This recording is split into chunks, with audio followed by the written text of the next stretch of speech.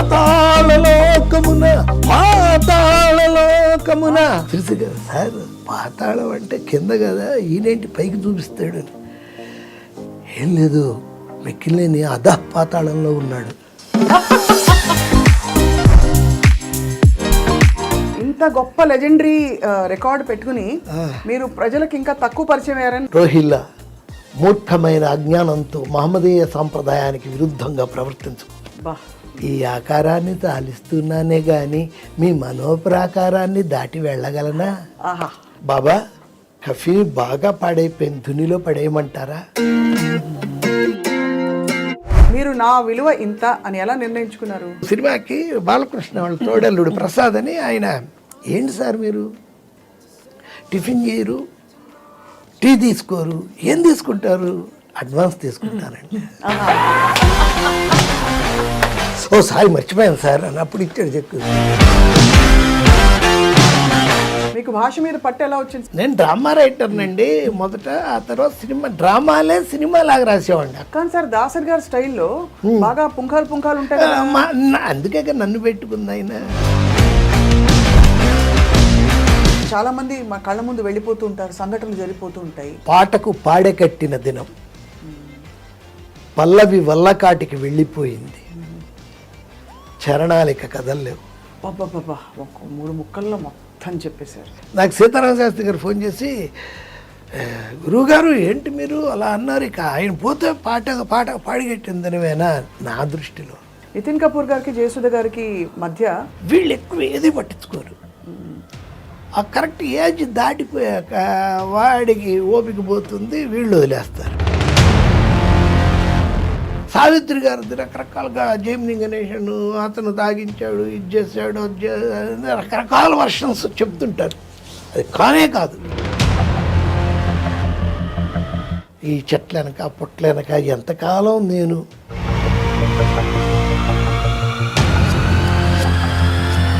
Sir Sridevi గారికి ఏమైంది sir చివరిలో? ఇప్పుడు నన్ను దాటి కతిర్నా కేఫ్ అన్నారు, ఐశ్వర్యరాయ్ అన్నారు. నేను ఎలా ఇంకా యంగ్గా ఉండాలి? మాటికి వస్తే ప్లాస్టిక్ సర్జరీ. హైదరాబాద్ నుంచి మెడ్రాస్ ఫోన్ చేసేవాళ్ళు, కోదండరామరెడ్డి వాళ్ళు. First night scene sir, Nagma ఏ కలర్ చీర కడదాం అని చేసేవాడు. అంత కళాత్మకమైన అంత అది కూడా నన్ను ఆయన అడగడం ఓవరు, నేను చెప్పడం ఇంకా ఓవరు. మురళీమోహన్ గారు డిసిప్లిన్డ్. మురళీమోహన్ చేశాడు, నేను చెప్పగలవా? మురళీమోహన్ చంద్రబాబు కలిసి ఇన్ని వేల ఎకరాలు దొబ్బేసి ఇది చేశారని అయితే చెప్పంటే వింటారు ఎవరన్నా. కానీ చాలా ఆయన జీవితం ఎప్పుడు అలా గుప్తంగా అలా ఉండేది. ఎంజీఆర్ గారు స్విస్ బ్యాంక్లో పెట్టిన ఒక 3,000 కోట్లు తన తల మీద పెట్టుకున్న టోపీ లోపల ఆ మొత్తం వివరాలు పెట్టుకునేవాడు. నాకెందుకు, నాకు బాగా ఉంది కదా, నువ్వు తీసుకొని శోభరావుకి ఇచ్చేసింది, వీడికి మనతోనే ఉంటాడు అన్నట్టుగా. సార్ మీరు పొలిటికల్గా కూడా ఇంత అందరినీ చూస్తూ వచ్చారు. ఎక్కడో ఉన్నాడిని తీసుకొచ్చి తన ముందు నించోబెట్టుకొని తనకి ఒక అల్లుడు అనే పోస్ట్ ఇచ్చి మళ్ళీ వెనక నించోనా, వెనక నువ్వు ఇక ముందు ఉండకూడదు అంటే, వాడు వెనకున్నప్పుడు వాడికి ఏం దొరికింది? వీపు దొరికింది, అందుకే పొడిచాడు. చేతిలో దీపం లేదు, చుట్టూ అడవి, భయంకరమైన చీకటి, ఆ చీకట్లో ఒక్కడనే వెళ్తున్నారు. అవన్నీ ఎవడిగారు? ఏముంది అతంది ఏకైక ఎజెండా? జగన్ని తిట్టడం. ఎందుకో తెలీదు.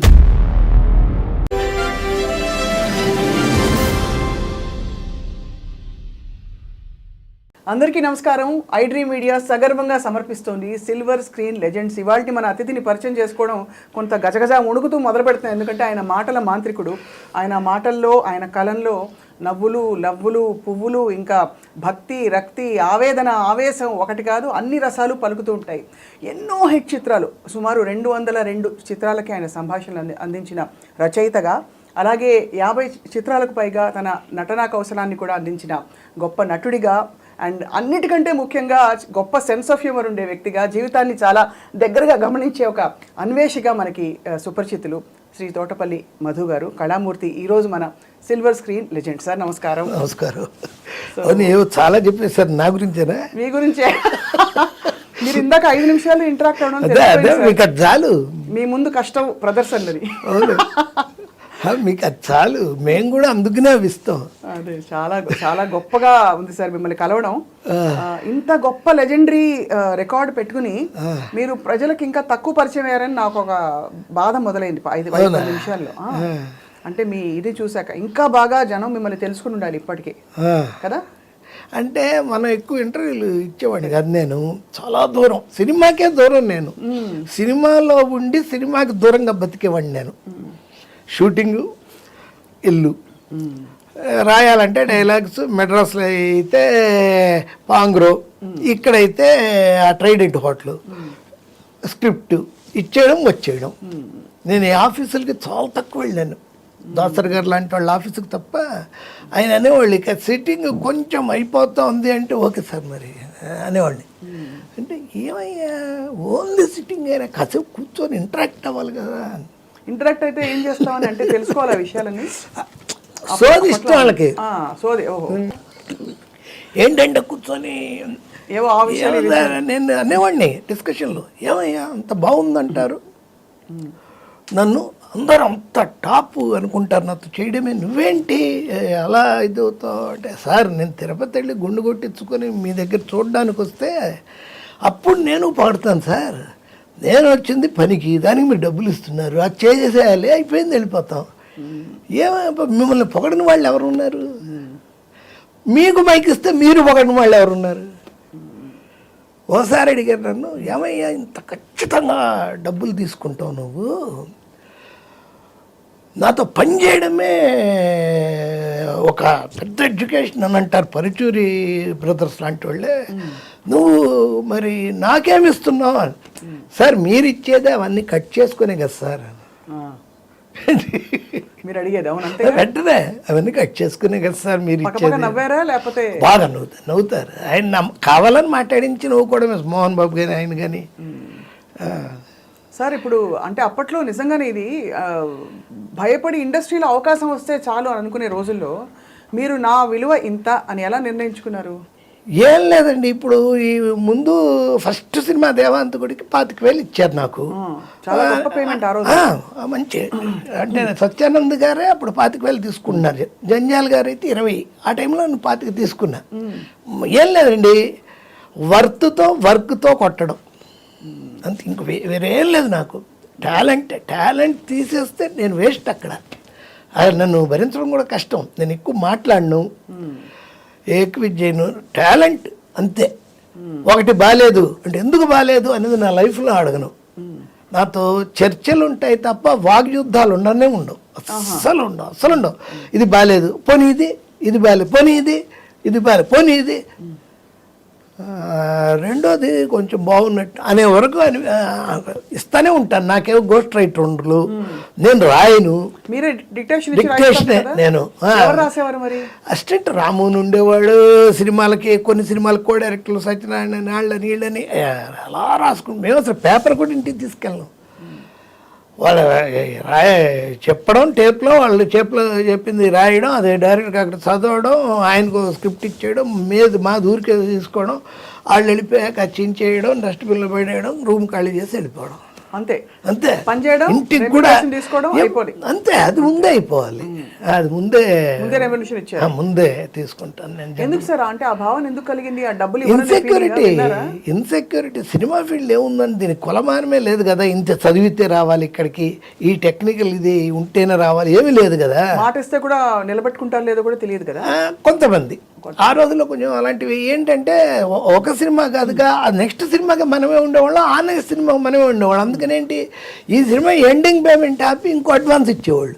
దీని ఎండింగ్ పరిస్థితి ఏంటంటే మీరే రాస్తున్నారు కదా సార్, మళ్ళీ దాంట్లో ఆపి ఇంకోటి ఇచ్చేవాళ్ళు. బట్ మనం ఇలా జాగ్రత్తగా డీల్ చేసి టాలెంట్తోనే అండి కొట్టడం. మీకు భాష మీద పట్టు ఎలా వచ్చింది సార్? 5వ ఏట మీరు నాటకాలు మొదలు పెట్టారో తెలుసు, కానీ ఇంత పట్టు ఎలా వచ్చింది? అంటే సినిమాకి రాయడం, కమర్షియల్ రైటింగ్ ఒక టెక్నిక్ కదా. అవును, నేను డ్రామా రైటర్నండి మొదట. ఆ తర్వాత డ్రామాలే సినిమాలాగా రాసేవాడిని. అక్కడే నేను డ్రామా రైటర్గా విజయవాడలో సక్సెస్ అయ్యాను, ఆల్ ఇండియా రేడియోలో డ్రామా రైటర్ని. ఆ తర్వాత సినిమాలకు వచ్చాక కూడా నాకేంటంటే తొందరగా అయిపోవాలి, అందుకనే షార్ప్గా, స్వీట్గా, స్ట్రైట్గా రాసేవాడిని. స్క్రిప్ట్ తొందరగా కావాలంటే ఎక్కువ డైలాగులు ఉండకూడదు. నాకు 2వ పేజీ డైలాగు నాకు తెలిసిపోతుంది, 2వ పేజీకి మారుతుందంటే నాకు టెన్షన్ వచ్చేస్తుంది. కానీ సార్ దాసరి గారి స్టైల్లో బాగా పుంఖాలు ఉంటాయి కదా. అందుకే నన్ను పెట్టుకుంది ఆయన. జీవితం అనేది ఆకు లాంటిది, ఇంకా ఆకు ఎగిరినా కష్టమే ఎగరకపోయినా కష్టమే, ఇలాంటి ఉంటాయి కదా సార్ ఆయన. అంటే ఎగ్జాంపుల్స్ ఎక్కువ ఉంటాయి కదా. అవును, దీపం, జీవితం ఒక దీపం లాంటిది. దాంట్లో ఏంటి ఒత్తి అమ్మ, అది నూనె నాన్న. అలాంటివన్నీ రాసారా మరి మీరు? అవి రాస్తే నేను ఎందుకు, మళ్ళీ ఆయనే ఉన్నాడుగా. అదే మన స్టైల్లో మనం రాసేవాళ్ళం అంతే. రాయడం ఉంది, చెప్పడమే. వన్ డే 2 డేసేనండి నేను స్క్రిప్ట్ రాసేది. పెద్ద పెద్ద హిట్లు చిత్రమాడుతున్నా అంటే 3 డేస్లో రాసేవాడిని. డైలాగులు మొత్తం అన్నీ ఒకేసారి. అప్పట్లో ఏంటంటే స్క్రీన్ ప్లేకి ఒకడు, ట్రీట్మెంట్కి ఒకడు, దీని అలా ఉండేది కాదు నా దగ్గర. అన్నీ నేనే, 1 మ్యాన్ షో. అలా అంతే రాసిచ్చేయడం, చదవడం, వాళ్ళకి నచ్చితే ఓకే, ఏదైనా తేడాలు ఉంటే మళ్ళీ ఇచ్చేయడం. అక్కడే ఫినిష్ చేసి ఇచ్చేసేవాడిని. కొన్ని అయితే సెట్కు రాను, అక్కడ మీరు అన్నదానికి, ఇందాక అన్నదానికి ఇదే జవాబు. సెట్కి వెళ్ళేవాడిని కాదు. చాలా ముఖ్యంగా దాసరి గారు అయితే వెళ్ళేవాడిని. ఇంకెవరికి ముందే కండిషన్ అది, నేను సెట్కి రాను, ఏదన్నా మీరు ఫోన్లో చెప్పినా నేను చెప్పేస్తాను, హోటల్లో ఉంటాను నేను, ఏదైనా చేస్తాను. దానికి ఏం కారణం సార్? అంటే సెట్కి వెళ్తే మళ్ళీ సోదేనా అని కాదు, మనుషులంటే భయం. అయ్యో, నేను నలుగురు దాటి నేను అసలు 1 to 1 తప్ప ఇంకా భరించలేను నేను. కానీ అలా అనిపించట్లేదు సార్ మీరు? ఇప్పుడు అనిపించట్లేదు, మారారా? యాక్టింగ్ ఇప్పుడు యాక్టింగా? ఇప్పుడు నేను చెబుతా ఉంది అంతా కూడా నాకు ఉంటుంది మనసులో. కానీ ఇప్పుడు ఇంటర్వ్యూ కాబట్టి నేను ఇప్పుడు వచ్చాను. సంజయ్ కిషోర్ గారు లాంటి ఆయన పిలిచారు, ద గ్రేట్ స్వప్న మేడం చేస్తున్నారు. ఎలా మనం ఈక్వల్గా చెప్పి, విషయం చెప్పకుండా విషయం చెప్పి ఎలా ఇక్కడ ఈ 1 hour వాళ్ళ ఫుటేజ్ ఉంటుందేమో దాన్ని అలా చేయాలి. అంతే. ఈ కూర్చున్నంత వరకు అంతే. కట్ అయిపోయి బయటికి వెళ్ళామంటే ఇంకా అంతే, ఇంకా అసలు గుర్తు ఉంటుంది. మళ్ళీ బయట ఎక్కడానికి కనపడితే సార్ నేను సార్ మనుషులు గుర్తుంటారు. బాగుంది సార్, మీ నిజాయితీకి ధన్యవాదాలు, జోహార్లు. అయితే మీరు ఆ రోజుల్లో అలా మేనేజ్ చేశారంటే చాలా గొప్ప విషయం. ఇంత గేరేంటి అని అనుకోవచ్చు కదా. ఉన్నాయి అవన్నీ పేర్లు ఉంటాయి, అవన్నీ కూడా. సరే 92లో నేను 22 ఫిలిమ్స్ రాశాను. 22 1 yearలో. అది చాలా పెద్ద ఇది అనమాట. ఎందుకంటే మే 26 ఈయన 91 మే 26న ఆయన రాజీవ్ గాంధీ గారు 21న పోయారు. 26 మా కలికాలం రిలీజు. ఆయన పోయాడని చూడగానే వెంటనే నేను తిరుపతిలో ఉన్నాం. అప్పుడు చెన్నై ఫోన్ చేసి జయసూద్ గారితో చెప్పాను, ఒక సాంగ్ ఉంది ఆరణ్య కలికాలం ఉంది కదా బ్యాక్గ్రౌండ్, దానిలో రాజీవ్ గాంధీ డెత్ షాట్స్ ఉంటాయి, అవి వెయ్యండి అని. అప్పటికప్పుడు వాళ్ళు అది వేశారు. అది పెద్ద హిట్. జూన్ 6 అవార్డు వచ్చింది కదా సార్? అవార్డు వచ్చింది నాకు ఉత్తమ మాటల రచయితకు వచ్చింది. జూన్ 6 చిత్రం బళారే చిత్రం, అది ఫుల్ కామెడీ, అది super hit. September 20th president గారి పెళ్ళాం. అంతకుముందు నాగార్జున గారికి ఒక 9 ఫ్లాప్లు ఉన్నాయి. ఫస్ట్ టైం నాగార్జున గారు బిట్టు పెట్టింది దానికి, ఆ సినిమాకే.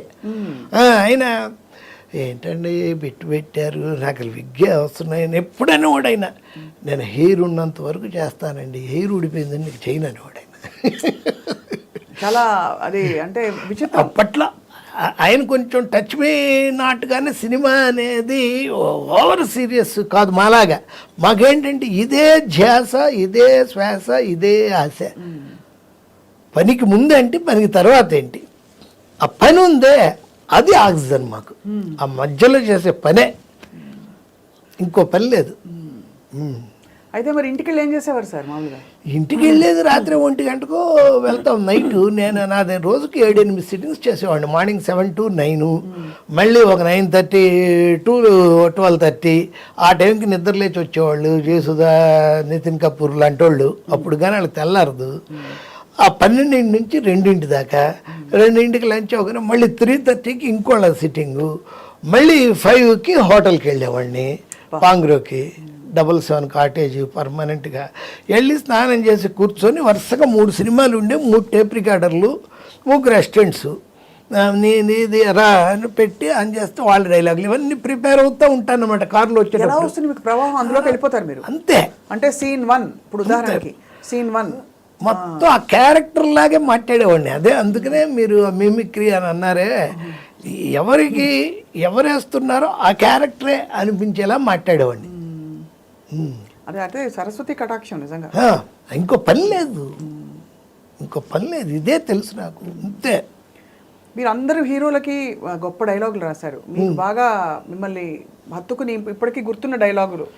అన్నీ గుర్తున్నాయి. నా ఫస్ట్ సినిమాలో చిరంజీవి గారికి దేవాంతకుళ్ళలో ఏంటి, పందెం కడితే ఏదైనా చేస్తాను, పందెం అని డబ్బులు పెట్టు, మెడ్రాస్ ఎల్ఐసి బిల్డింగ్ నుంచి కూడా స్లో మోషన్లో దూకుతా అని రాశాను. అక్కడి నుంచి ఇప్పుడు దాకా నేను రాసిన డైలాగులన్నీ నాకు గుర్తుంటాయి. నాకు అన్నీ గుర్తున్నాయి సీన్ 1, 2లో. అలాగే నాకు బాగా నచ్చింది అన్ని సినిమాలు రాసిన దాంట్లో దాదాపు 202 సినిమాలు అంటే తెలుగు, తమిళ్, కన్నడ, మలయాళం, హిందీ, చోటేమియా బాడేమియా రాశానంటే అన్ని సినిమాల్లో మా ఇంట్లో ఉండేది ఒకటే స్క్రిప్ట్. ఈరోజు గురువారం కూడా అందుకే గ్యాప్ ఇచ్చాను. షిరిడి సాయిబాబా మహత్యం అది మా ఇంట్లో ఉంటుంది. ఇళయరాజా మ్యూజిక్, ఆయన నన్నే తీసుకెళ్ళేవాళ్ళు. నేనంటే మహాప్రాణం ఇళయరాజా గారికి. విజయచంద్రు అదే. ఇప్పుడు మళ్ళీ రాస్తున్నాను. ఇంకోళ్ళు ఎవరో యుఎస్ వాళ్ళు వచ్చి రాయించుకుంటున్నారు సాయి నీ లీలలని. విజయచంద్ర తీసుకొచ్చాడు వాళ్ళని. రాసేసాను, ఇచ్చేసాను. ఫైనల్ చేయాలి. ఫైనల్ చేయాలంటే వాళ్ళు ఫైనల్ పేమెంట్ ఇచ్చేస్తే చేసేస్తాం, ఏం ప్రాబ్లం లేదు అసలు. ఆ విషయంలో క్లియర్. అది ఎందుకు ఇది చెప్తున్నా అంటే అప్పుడు ఎలా రాసాం బాబాకి. అప్పుడు మీరు బాబా గారు భక్తులా సార్? అంటే మా ఇంట్లో వాళ్ళు భక్తులు అంటండి. మేము షిరిడి వెళ్ళినప్పుడు 85లో ద్వారకామాయిలో పడుకున్నాం. అబ్బా, కుక్కలతో పాటు పడుకున్నాం. అక్కడే చదివాను స్క్రిప్ట్ కూడా. కృష్ణ మందిరంలో కూర్చొని మాట్లాడుకుంటూ ఉండేవాళ్ళం. అప్పుడప్పుడు ఎవడో వాళ్ళు వచ్చి మేము పైకి ఎక్కి బాబాకి మన పంజాగుట్ట గుళ్ళోలాగా అభిషేకం చేసాం షిరిడీలో. ఎంత రోటీ ఇంకేదో ఒకటి ఉండేదండి అలసందలది తప్ప ఏమి దొరకదు. దోశ కర్ర పెండలంతో వేసేవాళ్ళు. టార్చరు. భోజనం మన భోజనం లేదు అక్కడ. ఇప్పుడు మన వాళ్ళు తప్ప ఉండరు. మనం అక్కడికి వెళ్తే కూడా సార్ బాగున్నారా అని ఓ సెల్ఫీ ఇవ్వండి అలా అయిపోయింది. షిరిడి తెలుగు వాళ్ళే ఫుల్. తెలుగు వాళ్ళ లాడ్జెస్, తెలుగు వాళ్ళ ఇది అవన్నీ. ఆ సినిమాలో బాబాకి రాసేటప్పుడు అది ఎలా రాశారంటే, రోహిల్లా మూర్ఖమైన అజ్ఞానంతో మహమ్మదీయ సాంప్రదాయానికి విరుద్ధంగా ప్రవర్తించుకు. భగవంతుడు సర్వాకారుడు, నిరాకారుడు. ఏ రూపంలో అయినా పూజించవచ్చు, ఏ పద్ధతిలో అయినా ధ్యానించవచ్చు. ఖురాన్, బైబుల్, భగవద్గీత 3 గ్రంథాల సారాంశం ఒక్కటే. అందరి దేవుడు ఒక్కడే. సబ్కా మాలిక్ ఏక్ హై, ఏక్ హై అని రాశాను. అప్పుడు అలాంటివి చాలా రాశాను సినిమాలో. ఈ ఆకారాన్ని తాలిస్తున్నానే కానీ మీ మనోప్రాకారాన్ని దాటి వెళ్ళగలనా అని రాశాను. నాకు కళ్ళ కట్టినట్టు విజయచంద్ర గారే కనిపిస్తున్నారు. అవును. వీడు వచ్చి చంద్రమోహన్ నానవల్లి క్యారెక్టర్ వచ్చి బాబా ఎలా ఉన్నావు అమీర్ అంటాడు. నేను అమీర్ని కాదు, ఫకీర్నే. ప్రపంచం ఎలా ఉంది? పంచభూతాలతో అష్టదిక్కులతో మామూలుగానే ఉంది, క్షమించు బాబా అని లేస్తాడు. ఆయన కూర్చొని రాయి మీద కూర్చొని మాట్లాడి లేస్తాడు. లేస్తే నాగనా చంద్ర గారు క్యారెక్టర్ వేసిన స్వామిదులు గారు, బాబా అతను మీ స్థానంలో కూర్చుని మీ స్థాయిని కించపరుస్తూ ప్రశ్నించడం ఏమిటి, మీరు జవాబివ్వడం ఏమిటి? ఆ పిచ్చివాడికి అంత విలువిస్తారా? నానావళి పిచ్చివాడు కాదు, ప్రాపంచిక అవధులు దాటిన అవధూత. నేను ఈ ఊరొచ్చినప్పుడు మొదట నన్ను పిచ్చివాడన్నారు, తరువాత వైద్యుడు అన్నారు, తరువాత దేవుడు అన్నారు. మీ పూజల మత్తు నాలో ఇహ సంబంధమైన అహంకారానికి బీజమేసిందేమోనని నానావళి పరీక్షించాడు. కానీ మీరు పెట్టే పంచభక్ష పరమాన్నాలు నాకు పంచభూతాలు, మీరు చేసే అష్టసేవలు నాకు అష్టదిక్కులు అనే నా సమాధానానికి సమాధానపడి నానావళి వెళ్ళిపోయాడు. పరీక్ష మీకే కాదు నాకు ఉంటుంది. బా, కదిలించేశారు సార్ మనసుని. ఆ, ఇప్పుడు మళ్ళీ రాసిన దాంట్లో చూడండి ఎలా ఎంత తెలివిగా రాశాను. వాడు బాగోజీ దుని దగ్గరకు వచ్చి, అంటే అప్పట్లా ఉండకూడదు, ఇది కొత్తగా ఉండాలి. బాబా కఫీ బాగా పాడైపోయింది, ధునిలో పడేయమంటారా? బాగోజీ వద్దు, భద్రపరచు. నా కఫీనే కాదు, నేను వాడే అన్ని వస్తువుల్ని భద్రపరచు. ఎందుకంటే భవిష్యత్తులో ఈ ఇరిగిపోయిన మసీదు మహా ఆలయంగా రూపుదిద్దుకుంటుంది. ఈ బయటే నా ప్రదర్శనశాల ఏర్పాటు చేస్తారు. నా భక్తులు అప్పుడు వాటిని చూసి తరిస్తారు. ఇదంతా జరిగేది ఎప్పుడో కాదు, 100 ఏళ్ల లోపే. అంటే కావాలని అక్కడ అలా చెప్పబట్టి ఇప్పుడు ఇల్లు పెట్టారు అన్నట్టుగా అది థింకింగ్. ఎంత మీరు పరకాయ ప్రవేశం చేసేస్తున్నారు సార్ ఆ పాత్రలోకి. అది అంటే మీకు అలా అనర్గళంగా వచ్చేస్తుంది. అసలు ఎక్కడి నుంచి వస్తుంది సార్? నిజంగా ఎప్పుడైనా మీరు కూర్చొని ఆలోచించారా? అంటే ఇది ఎక్కడి నుంచి ప్రవాహం? ఆలోచించకూడదు. ఆ టైంకి ఎవడన్నా పనిస్తే సంజయ్ కిషోర్ గారు ట్రిప్ ప్రోగ్రామ్ నుండి ఆలోచిస్తే ఒక పని అన్న అవుతుంది. అంతేనా? అంతేగాని మళ్ళీ ఎక్కడి నుంచి వస్తుంది ఆలోచిస్తే నాకే డౌట్ వచ్చి ఇదేదో ఎక్కడి నుంచి వస్తుంది, ఈ రోజు నుంచి రాకుండా ఉంటే బాగున్నాను. అమ్మో, మీ అంటే జీవితంలో ప్రతి వాళ్ళు ఏదో ఒకటి కోరుకుంటారు, డబ్బులో, కీర్తో, ఇంకోటో కదా. మీరు ఏం కోరుకుంటారు, ఏం కోరుకోరా? పని. నా డైలాగే మొన్ననే ఒక షూటింగ్లో చెప్తే చాలా ఇదే నాకు ఎదురుగా ఉండే ఆర్టిస్ట్, మీరు అంతసారి నేను షార్ట్లో తప్ప కట్ అన్నారంటే కామ్గా అయిపోతాను. ఎవరితో మాట్లాడు, నేను ఎంత పెద్దవాళ్ళైనా సరే మాట్లాడను. పక్కకి వెళ్ళి దూరంగా కుర్చీ వేసి కూర్చుంటా. క్యారవాన్లు వాటికి కూడా వెళ్ళను. మధుగాని బలండి రెడీ సార్ అని ఉండాలి మనం. అలా ఉంటా నేను. అసలు ఏమి ఇది చేయను. అబ్బా ఇన్నేళ్ళైనా మీరు ఏంటి సార్ ఇంత ఇది అంటే అన్నాను. నేను పని ఉంటే శివం, లేకుంటే శవం. అంతే, అదే ఇది కరెక్ట్ నా క్యారెక్టర్. నేను పని ఉంటే శివం, లేకుంటే శవం. పని తప్ప నాకు వేరే పనే లేదు. అంతే, చేసుకుంటూ వెళ్ళిపోవాలి. మరి ఇంతకంటే ప్రపంచం లేదు, ఇదే మీ ప్రపంచం కదా సినిమా. మరి చాలా మంది మా కళ్ళ ముందు వెళ్ళిపోతూ ఉంటారు, సంఘటనలు జరిగిపోతూ ఉంటాయి, అప్పుడు మీరు చెల్లిస్తారా? తక్కువ. అంటే వేటూరు గారు వేటూరు గారు పోయినప్పుడు ఆయన బాగా క్లోజ్ కాబట్టి మా ఇంటి దగ్గరే వాళ్ళ అపార్ట్మెంట్స్ కూడా, ఆయనకి తోటకూర అది ఉడికించి ఏదో తీసుకెళ్ళేవాడిని లాస్ట్లో. బాగా క్లోజ్ నాకు, బాగా. ఆయన ఏమిటో నువ్వు ఏదైనా జన్మలో రుణమో కానీ ఇవన్నీ తీసుకుంటూ ఇస్తున్నా అనేవాడు పాపం. ఆయన మహా కామెడీ చేస్తారు. అవును, అసలు ఎక్స్ప్రెషన్ లేకుండా జోక్ చేస్తారు. ఏడో దిక్కుమాలింది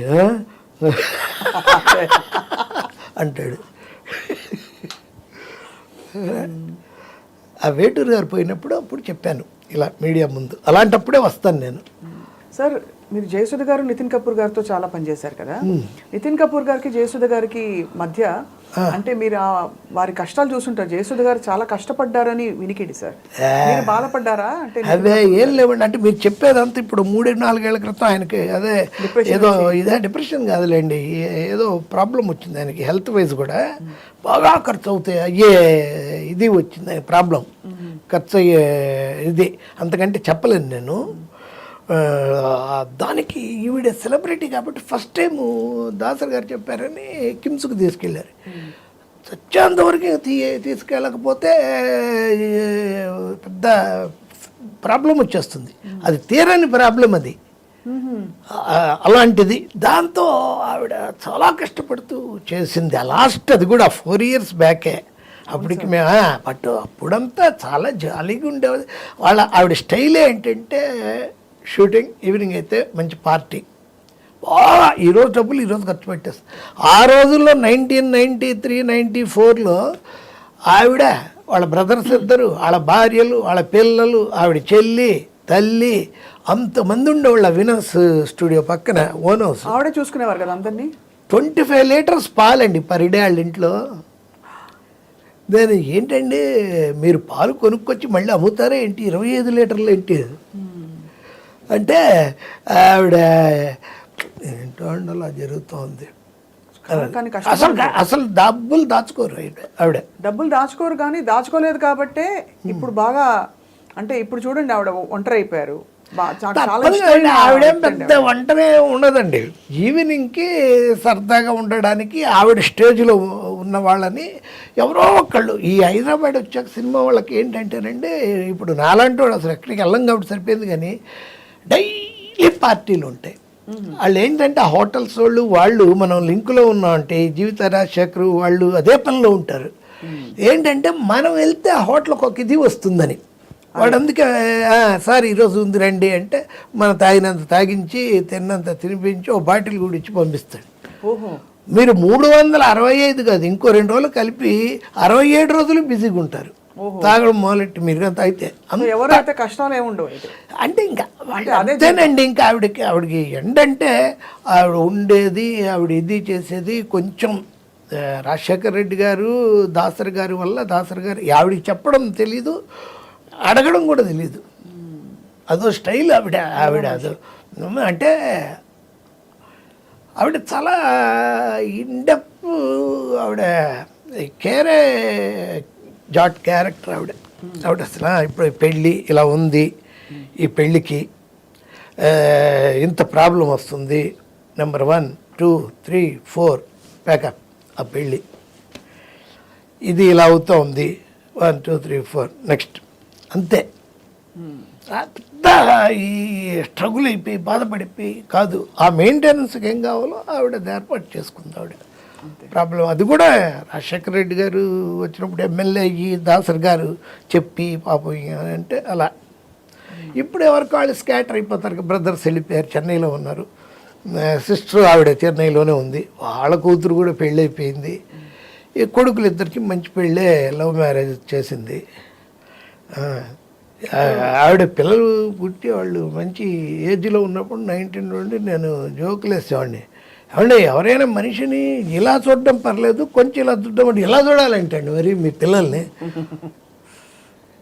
కన్నారా ఎక్కడైనా తీసుకొచ్చారా కొని. భలే హైట్ అందరూ, అందగాళ్ళు హైట్, ఇద్దరు అందం వచ్చేసింది. అవును, జైజాంటిక్ పర్సనాలిటీస్ అంటారే అలా ఓవర్ అనమాట. అవును, నేను కలిసాను సార్ అందరినీ. అయితే చాలా షాకింగ్, అంటే నితిన్ గారు అలా బాధపడి వాళ్ళకి ఆవిడకి ఆ హెల్ప్ కూడా ఉందండి, క్రిస్టియన్ హెల్ప్. అందుకే మారింది ఆవిడ. 99లో క్రిస్టియన్ మిషనరీ, అమెరికన్ మిషనరీ మంచి వాళ్ళు ఫ్యాన్స్ ఉంటారు కదండి, పెద్ద పెద్ద వాళ్ళు, అలాంటి వాళ్ళ హెల్ప్ తీసుకుంది. వాళ్ళ పిల్లలు ఇద్దరిని చదివిస్తామని వాళ్ళే ఇది చేశారు. అవన్నీ ఉంది హెల్ప్ అంతా కూడా. అయితే అలా ఆవిడ అలా అదో స్టైలు, ఈవిడిది ఒక స్టైలు. జయప్రద గారిది, ఆవిడకి చాలా రాశారు. ఆవిడ సొంత సినిమా కూడా ఒకటి రాసి వాళ్ళ బ్రదర్ హీరోగా. అవి ఎవరికాళ్ళు వీళ్ళు ఏంటంటేనండి, ఆ పీక్లో ఉన్నప్పుడు ఎవరో లీడ్ చేస్తుంటారు వీళ్ళని, బ్రదర్సు, మదర్సు, భర్త అనేవాడు, బాయ్ ఫ్రెండ్, వీళ్ళు ఎక్కువ ఏది పట్టించుకోరు. ఆ కరెక్ట్ ఏజ్ దాటిపోయాక వాడికి ఓపిక పోతుంది, వీళ్ళు వదిలేస్తారు. అప్పుడు చూసుకుంటే వాళ్ళకి అప్పుడు అర్థం అవ్వదు, కొన్ని రోజులే అర్థం వస్తుంది. నేను కాదు వదిలేసింది, నన్నే వదిలేసాడు, ఇప్పుడు నేను ఇప్పుడు ఎల్లోనైపోయాను అనే సినిమా వాళ్ళు అందరికీ ఒకళ్ళకి కాదు అని చాలా నిజంగానే ఒక వెలుగు వెలిగిన వాళ్ళందరి కథలు చూడండి. ఒంటరి ఎన్టీ రామారావు గారు కంటేనా, ఎన్టీ రామారావు గారు అంతకంటేనా. ఇప్పుడు సావిత్రి గారిని మనం అనుకుంటాం, చాలామంది తెలియదు ఏంటంటే ఎక్కడ ఇన్ని పుస్తకాలు నేను చాలా చదివాను. నాకు బుక్ రీడింగ్ అనేది అదొక లైఫ్లో భాగం, నాకు అది పిచ్చి. చదివాను చాలా, ఆడియో బుక్స్ అయితే ఇంకా ప్రాణం నాకు. సావిత్రి గారిది రకరకాలుగా జైమిని గణేషన్ అతను తాగించాడు, ఇది చేశాడు, రకరకాల వర్షన్స్ చెప్తుంటారు. అది కానే కాదు ఆవిడే. అలా అయిపోవడానికి ప్రాబ్లం ఏమిటంటే టాప్లో ఉంది ఆవిడే.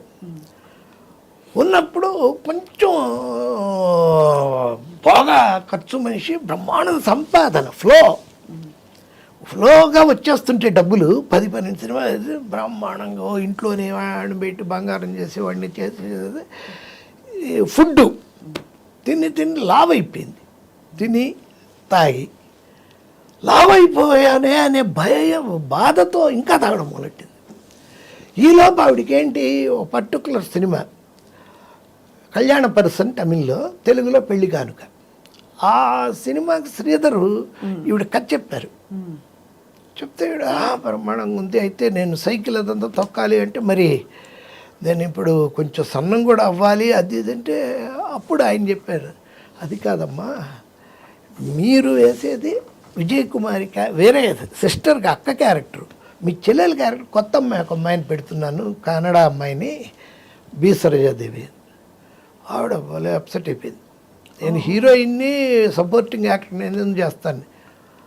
ఇంత జరిగిందా సార్? ఇంకా బి సరోజాదేవి పెడితే ఈవిడ వదిలేసింది, ఈవిడ చేయనంది, విజయ్ కుమార్ని పెట్టుకున్నారు, పెద్ద హిట్ అయిపోయింది. ఈవిని దాటి బ్రహ్మాండంగా వెళ్ళిపోతుంది బి సరోజ. ఈవిడ ఇంకా ఆ లావుతో ఆ కంపెల్ల రవిచంద్ర బుక్లో కూడా బాగా చెప్తాడు ఆ విషయం. ఈ చెట్లనక పొట్లనక ఎంతకాలం నేను మొహం మాత్రమే చూపిస్తూ నన్ను ఆ ఆదుర్ సుబ్బారావు గారు వాళ్ళు పాపం ఓన్లీ క్లోజ్ షాటులతో ఎంతకాలం ఇదంతా లావు లావు లావు లావు అయిపోతూనే ఉంది. ఆ డిప్రెషన్ ఆవిడకి. మరి జమిని గణేశన్ గారు అంటే ఇతర స్త్రీలని ఆయన ఇష్టపడ్డారని అవన్నీ కూడా, ఆయన మామూలుగా ఆయన అంటే బాగా ఒకప్పుడు కమల్ హాసన్ లాగా ఆయన అప్పట్లో గ్లామర్ బాయ్, ఈవిడ్ని ప్రాణం కంటే ఎక్కువ చూసుకునేవాడు. వాళ్ళు అనడానికి లేదు, వాళ్ళ పిల్లల ఆస్తులు కానీ అవన్నీ జాగ్రత్త చేయడం కానీ అవన్నీ. అసలు is a gentleman. Gemini Ganesan is a very nice person. అతను చాలా, ఆయన ఏదో వీళ్ళను ఈవిని కూర్చోబెట్టి తాగిచ్చేసి. ఇంకోటి ఏంటంటే ఈయన బిజీ ఆవిడ కాదు, అక్కడ ఇన్ఫీరియారిటీ భర్తతో. ఆయనేమో ఈవిడ తర్వాత సరోజాదేవి తర్వాత కాంచన తర్వాత రాజేశ్వరి వెళ్ళిపోతున్నాడు, హీరోయిన్లు దాటుకొని ఈవిడ ఇంతలా అయిపోతుంది. దాంతో గొడవలు. ఈయన పొద్దున్న వెళ్తే మేకప్ వేసుకుని ఈవినింగ్ వస్తాడు, ఈవిడికి మేకప్ లేదు. మేకప్ ఒకసారి అలవాటు అయ్యాక అది లేకపోతే పిచ్చెక్కిపోతుంది. చాలా మత్తు ప్రపంచం సార్ అసలు. చాలా మామూలు కూడా మేకప్ అనేది అంటే పని, అదొక ఆనందం. ఆర్టిస్టులు అందరూ అండి, ఈవెన్ ఈవిడ ఉంది శ్రీదేవి గారు. శ్రీదేవి గారు కాదు, ఆవిడ ఎంతప్పటి నుంచి యాక్ట్ చేస్తూ ఉండింది. ఓ 55 వచ్చేలాకే ఆవిడకి డయాబెటీస్ వచ్చింది, హై బీపీ ఉంది, హైపర్ టెన్షన్ ఉంది, ఇన్ఫీరియారిటీ కాంప్లెక్స్ ఉంది, రకరకాల వాటి మధ్య పిల్లలు ఉన్నారు. ఆవిడకి ఇన్ఫీరియారిటీ ఏంటి సార్? అతిలోక సుందరం. అలా కాదు, ఇన్ఫీరియారిటీ కాంప్లెక్స్ అంటే ఇప్పుడు నన్ను దాటి కతిర్నా కేఫ్ అన్నారు, ఐశ్వర్య రాయ్ అన్నారు, నేను ఎలా ఇంకా యంగ్గా ఉండాలి. మాటికి వస్తే ప్లాస్టిక్ సర్జరీ, మాటికి వస్తే లండన్ వెళ్ళిపోవడం ప్లాస్టిక్ సర్జరీ, ముక్కు కొంచెం వంక గర్మ, మూతి కొంచెం వంక, కళ్ళు కొంచెం డైటింగు, తినదు, డ్రింక్ మంచి ఆవిడ, మంచి డ్రింకర్ ఆవిడ, డ్రింకు, హై డయాబెటీస్. సార్ ఇండస్ట్రీలో అందరూ అంటే ఇది నేను తప్పుగా అడగట్లేదు, మరో విధంగా అగౌరవంగా అడగట్లేదు, డ్రింక్కి అలవాటు పడడానికి ఒత్తిడి ప్రపంచం కారణమా లేకపోతే విలాసవంతమైన జీవితం అలవాటు అయిపోతుంది? ఎందుకంటే అంటే డ్రింక్ అనేది యాక్చువల్ చెప్పాలంటే అదొక part and parcel of life అయిపోయిందండి. సినిమాల్లో అయిపోతుంది అది, ఒక రిలాక్సేషనే. అది దాటిపోయా కదా ఇప్పుడు ఒక 20 ఏళ్ళగా డ్రగ్స్ మీద పడింది. ఆర్గన్స్, నీకు కిడ్నీ పోతుంది, లివర్ పోతుంది, దానికంటే నువ్వు డ్రగ్ అయితే ఆర్గన్స్ బాగుంటాయి అని సజెషన్ ఇస్తారు డాక్టర్స్. డాక్టర్స్ వాళ్ళకి డాక్టర్స్ ఉంటారు, వాళ్ళే ఇస్తారు ఇంజెక్షన్ కూడా. అలాగే ఎక్సర్సైజు, డ్రగ్ తీసుకుంటే మీరు ఒక ఆన్స్ ఒక 1000 చేయగలిగితే అది 10,000 చేయిస్తుంది. స్టామినా విపరీతమైన ఇది, దానికన్నా అలవాటు పడతారు. సార్ ఇంత ప్రపంచం మీరు ఇంత చూశారు జీవితం, ఒక స్పెక్టేటర్గా మీరు చూస్తూ వచ్చారు. మీరు ఏం స్వీయ నియంత్రణలు పెట్టుకున్నారు? అంటే మీరు ఎక్కడికి వెళ్ళనని చెప్పారు, ఎక్కడికి వెళ్ళరు, బయటికి వెళ్ళరు, మానవ సంబంధాలు చూశారు, మోసాలు చూశారు, అందమైన ప్రేమలు చూసుంటారు, ఇలాంటి అలవాట్లు చూసుంటారు. కానీ నేను ఇలా ఉండాలని ఏమైనా పరిధులు పెట్టుకున్నారా మీరు? అవన్నీ మామూలు ఆటోమేటిక్గా మనకు ఉన్నట్టు సెల్ఫ్ డిసిప్లిన్ మనకి భగవంతుడు ఇచ్చిందే తప్ప. ఒకటి ఉందండి, నేను అదే కూడా రాశాను సాయి నీళ్ళలో, ఆ డైలాగ్ కూడా. వాడు వస్తాడు ఒకడు, వాడి భార్య, ఆయనకు రోజు పచ్చి కుండలు తీసుకొచ్చి ఇస్తారు. దాంట్లో లేదు, నేను ఇప్పుడు రాసుకున్నది.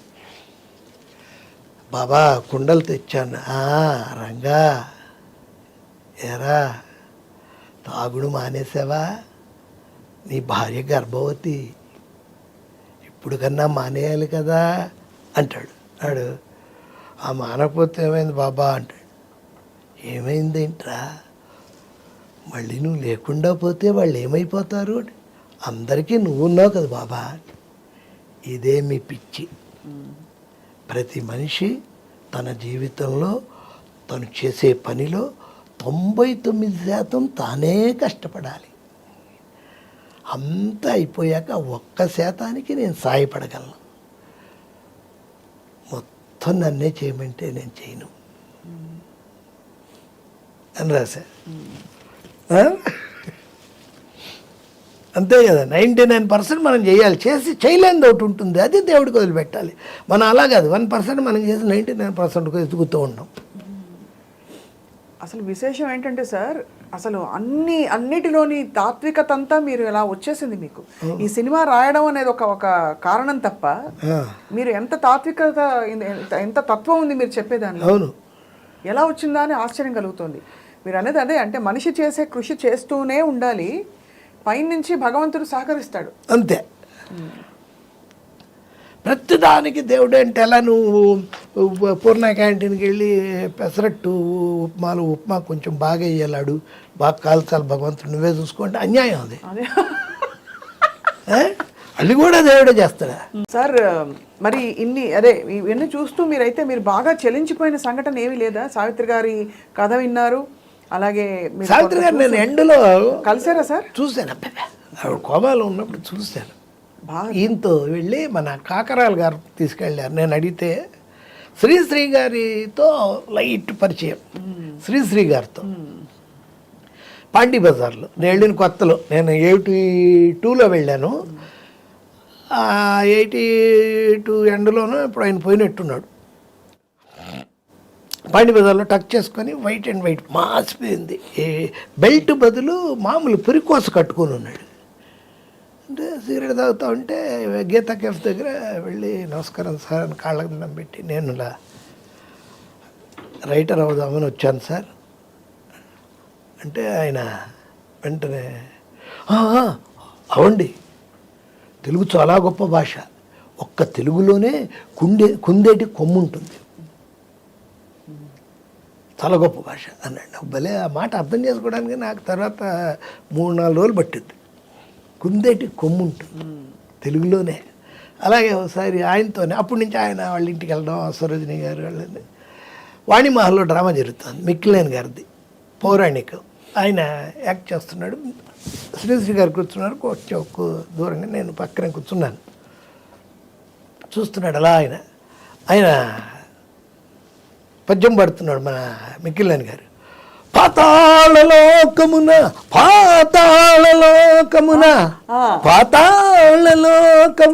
అంటే నేను అన్నాను, నేను శ్రీశ్రీని అన్నాను. శ్రీశ్రీ గారు సార్ పాతాళం అంటే కింద కదా, ఈయనేంటి పైకి చూపిస్తాడు అని. ఏం లేదు, మిక్కిలేని అధః పాతాళంలో ఉన్నాడు,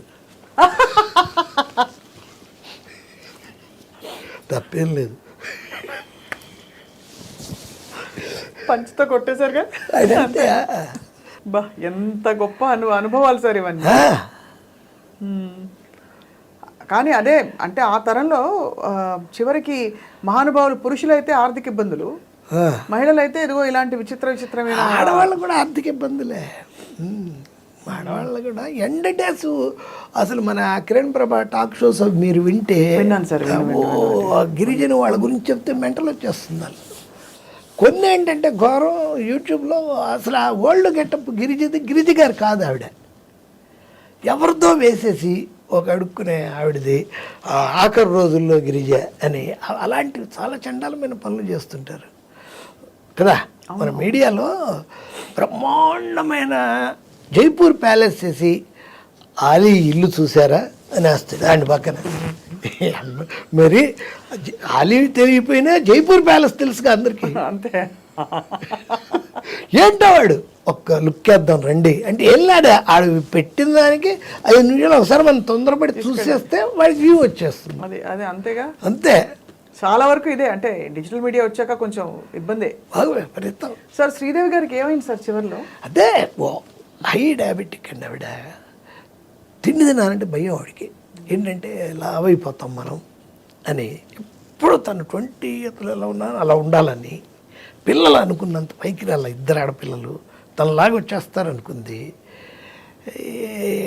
ఖర్చు రోజుకి దాదాపు వాళ్ళ అమ్మ కూతుళ్ళకి అంటే బోనికప్పూర్ ఎట్టి పరిస్థితుల్లో ₹1,00,000 రోజు ఖర్చు పెట్టాలి.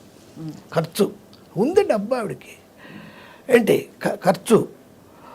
దాంతో ఏం చేయాలో తెలియని ఫ్రస్ట్రేషన్, భయంకరంగా పనిచేసిన ఆవిడ 3 షిఫ్ట్ 4 షిఫ్ట్లు హిందీలోను తెలుగులోను కొట్టే తమిళ్లోను. పని తగ్గిపోయింది, అందంగా అలాగే ఉండాలి. అందుకని డ్రింక్ రోజు వాళ్ళకి కంపల్సరీ మార్నింగ్ తాగుతుంది ఆవిడ, ఈవినింగ్ తాగుతుంది ఆవిడ. దాంతో ముందు రోజు లేట్ నైట్ అయిపోయింది. ఆ రోజు ఆయన లేరు, ఎవ్వరు అటు అమ్మాయి లేదు, ఈ బోని కపూర్ గారు లేరు. ఏం చేసిందంటే సరే మళ్ళీ మొదలెట్టి 11 తాగడం మొదలెట్టి. దాంట్లో ఆవిడకి యాక్చువల్గా ఆ టైంకి ఫోన్ చేసి ఈయన మన బోని కపూర్ గారు చెప్తుంటారు, నువ్వు ఇంజక్షన్ తీసుకో, ఇన్సులిన్ ఈ టైంకి ఇది వేసుకో అది వేసుకొని, ఎప్పుడు ఆయనే చూసుకునేవాడు. ఆయన ఈ ఫోను ఛార్జ్ అయిపోయి అలా పడి ఉంది. డ్రింక్ చేస్తా ఆలోచిస్తా, టీవీ పెట్టి అది మార్చి ఆలోచిస్తూ ఉంది. షుగర్ డౌన్ అయిపోయింది. షుగరు మొత్తం షుగర్ లెవెల్స్ పడిపోయింది. అయినా ఇంకో పెగ్ కూడా వేసేసి స్నానం చేసి దాని కిందకి వెళ్ళి తిందాంలే అని ప్లాన్ చేసుకుంది. ఈలో బోని కపూర్ వచ్చాడు. సర్ప్రైజ్ విజిట్, నేను కావాలని వచ్చాను అది ఇది అంటే కాసేపు ఇంకా తాగింది. వెళ్ళింది బాత్రూంలోకి, అక్కడ కోమాలోకి వెళ్ళిపోయింది. సావిత్రికి అలాగే తాగి 14 నెలలు పట్టింది ఆవిడికి చనిపోవడానికి. ఈవిడికి 14 నిమిషాలు పట్టింది. సేమ్ రిచ్ సావిత్రి, శ్రీదేవి, పోరు శ్రీదేవి, సావిత్రి గారు. డ్రింకే బాబోయ్ సార్, ఎంతో అసలు తెలిసి ఇంత చూసి కూడా ఇప్పటికేమన్నా మారిందో లేదు తెలియదు. గొప్ప జీవితాలని చెప్తే సార్ మురళీమోహన్ గారు డిసిప్లిన్డ్, ఆయన ఇన్వెస్ట్ చేసి వాళ్ళందరూ అసలు ఆర్టిస్టులే కాదు కదా సార్. మురళీమోహన్ గారు మనము మురళీమోహన్ చేశాడు ఏమన్నా చెప్పగలవా? మురళీమోహన్ చంద్రబాబు కలిసి 1,000 ఎకరాలు దొబ్బేసి ఇది చేశారని అయితే చెప్పంటే వింటారు ఎవరన్నా. మురళీమోహన్ పర్ఫార్మెన్స్ ఉంటుందండి ఆ సినిమాలో అనే అన్న ఒక్కడే. చంద్రమోహన్ని చెప్పచ్చు. చంద్రమోహన్ మరి ఎంత సంపాదించాడు, బ్రహ్మాండంగా ఎంత బాగున్నాడు. బాగున్న వాళ్ళు ఉన్నారు ఇక్కడ. జంజాల్ గారు ఉన్నారు, తాగి 57 అదే. శోభన్ బాబు గారు కూడా, శోభన్ బాబు వెరీ డిసిప్లిన్. ఇక ఆయనకి 73 ఏట ఆయన రాసి పెట్టింది, అలా పోయారు. కానీ చాలా ఆయన జీవితం ఎప్పుడు అలా గుప్తంగా అలా ఉండేది. గుప్తం అంటే మీకు విషయం చెప్తాను, నాతో బాగా క్లోజ్గా ఉండేవాళ్ళు. మేము సోగ్గాడి కాపురం అని ఏవేవో సినిమాలు ఆయనకి రాశాను 3-4. ఆయన ఇంటికి వెళ్తుండేవాళ్ళం. కైకాల నాగేశ్వరరావు గారు అని, కైకాల సత్యనారాయణ ఆర్టిస్ట్ వాళ్ళ బ్రదరు, నేను అప్పుడప్పుడు నెలకోసారి ఆయన రమ్మంటారు. ఇంటికి వెళ్తే భోజనం పెడతారు, కబుర్లు సినిమాల గురించి సరదాగా. ఆయన ఏమి ఎవరితో కలవరుగా. ఆయన ఎంత ఇది అంటే, మేము రిటర్న్లో మా కారు ఎక్కడికో బయటికి వెళ్ళింది, మేము వచ్చింది నాగేశ్వరరావు గారిది. ఆయన మా కారులో దిగిపోండి అని చెప్పి వాళ్ళ రాజా అని ఉండాడు, మేనల్లుడు ఇచ్చాడు. డ్రైవర్ ఉన్నాడు, మేము వెనక్కి కూర్చున్నాం. నా పక్కన కవర్ ఉంది, కవరు ఇచ్చాను రాజాకి. రాజా గారు ఇక్కడ ఏదో కవర్ ఉంది అని ఓపెన్ చేసి మాకు చూపించాడు. 5 కోట్లు తీసుకున్న ఇది దాని రిసీట్. అది తెలుసా అండి, రామకృష్ణ ఫౌండేషన్కి నిన్ననే పంపించారు మావయ్య, నన్ను ఆయనకి ఇచ్చేయాలి ఇది రిసీట్, భలే గుర్తు చేశారు లేకపోతే తిడతాడు. 5 కోట్లు రామకృష్ణ మిషన్కి ఎవ్రీ ఇయర్ వెళ్తుంది. అబ్బా, ఫ్యాన్స్ ఎలాంటి ఫ్యాన్స్ అంటే, ఆ రోజున ఆయన చనిపోయిన రోజున మీరు చూస్తే మెడ్రాస్లో వైజాగ్, విజయవాడ, తెనాలి, గుంటూరు, చీరాల, ఒంగోలు నుంచి వేల మంది వర్షంలో, అసలు అంతకుముందు 13 ఏళ్ళైంది యాక్ట్ చేసి, వర్షంలో మీరు ఇప్పటికీ చూడొచ్చు అంత జనం ఏమీ లేదు, విపరీతం. ఏంటంటే కారణం, ఆయన ఫ్యాన్స్ని వెల్ సెటిల్డ్ చేసేవాడు. తన ఫ్యాన్ స్ట్రాంగ్గా అనుకుంటే, ఏం చదివావు, ఏం చేస్తున్నావు, నీకేంటి ఇన్కము, రేపు ఎలాగ నువ్వు ఒక అంటే, సార్ నాకు ఫ్యాన్సీ స్టోర్స్ పెట్టుకుందాం అనుకుంటున్నాను సార్. సరే ఇదిగో ఈ ₹1,00,000 తీసుకో అంటే పెట్టుకో. ఆయనకు అంత సంపాదన ఉండిందా సార్ ఎవరికి? సోమబాబు గారికి? అమ్మ బాబోయ్, అంటే ఆయనకి ఆయన టాప్ హీరో మెడ్రాస్ అంతా- ఆయన బాగా ల్యాండ్స్ మీద పెట్టాడు. అందులో ఎక్కువ ఇంకోటి ఏంటంటే ఒక విషయం ఉంది ఆయన లైఫ్లో. ఆ 71 నుంచి 76, 77 దాకా జయలలిత గారితో ఆయనకు మంచి ఇది ఉండింది, ర్యాపోర్ట్ అవును ఉండింది. అది జగమెరిగిన సత్యమే. ఆ ర్యాపోర్ట్లో ఈయన బాగున్నాడు హ్యాపీగా, ఆవిడ బ్రహ్మాండంగా ఆవిడే బాగుంది. ఆవిడేం చేసిందంటే ఎంజీఆర్ గారు స్విస్ బ్యాంక్లో పెట్టిన ఒక 3,000 కోట్లు ఆ, శోభన ప్రేమతో ఇది నాకు సరిగ్గా తెలియట్లేదు, నేను అది ఆయన ఏంటి ఎంజీఆర్ అది తన తల మీద పెట్టుకున్న టోపీ లోపల ఆ మొత్తం వివరాలు పెట్టుకునేవాడంట. అందుకే ఆ హ్యాట్ ఎప్పుడు అలా పెట్టుకునేవాడంట. నిజమా సార్? నిజం. అది ఈవిడ తీసుకుంది, ఈవిడ చూసింది, దీన్ని కరెక్ట్ అయిన వాళ్ళందరూ చూపించింది. ఇలా ప్రాసెస్ అంటే నాకెందుకు, నాకు బాగా ఉంది కదా నువ్వు తీసుకో, శోభరావుకి ఇచ్చేసింది, వీడికి మనతోనే ఉంటాడు అన్నట్టుగా. దాన్ని ఆయన మంచి స్థలాలు గిలాలు కొని జయలలితకి సగం తనకు సగం చేశాడు, ఓహో, మిస్యూజ్ చేయకుండా. ఆవిడకి ఇప్పుడు తర్వాత ఎవరు లేరు, తినేవాళ్ళు ఎవరు తిన్నారు కూడా తెలియదు మనకి. అదొక అసెట్ ఆయనకి. ఓహో, 3,000 కోట్ల అలాగే టోపీలో దాచుకున్నారా? 3,000 స్విస్ బ్యాంక్లో ఉంది ఆ డబ్బు. పైగా ఆయనకంతా పొలిటికల్ ఇది నుంచి వచ్చిందంతా. ఎవరికి? సినిమాలు, పాలిటిక్స్. 3,000 కోట్లు సార్. అవును. ఎంత ఇస్తే మాత్రం ఒక్కో సినిమా అప్పట్లో మీరు నేను చెప్పేటప్పుడు 70s 3,000 అంటే ఇప్పుడు నాకు తెలిసి 3 లక్షల కోట్లు అవుతుంది అంతే. అంతేగా? చంద్రబాబు సంపాదనలో సగం అదే. అదే అంత సంపాదించారు సార్ చంద్రబాబు నాయుడు? 6 లక్షల కోట్లు ఎందుకుండవు? ఉంటాయా? ఎసెట్స్ ఉంటాయండి. 6 లక్షలు అంటే ఈ రూమ్ అంతా వరుస సినిమాల్లో చూపించినట్టు కట్టలుగా ఉండదు. ఎసెట్స్ అదే. ఈ వీధి మందే, అక్కడ మందే, సింగపూర్లో హోటల్స్, అమెరికాలో హోటల్స్, అలా ఉంటే వాళ్ళు అవన్నీ అనుభవించడానికి ఏమి ఉండదు.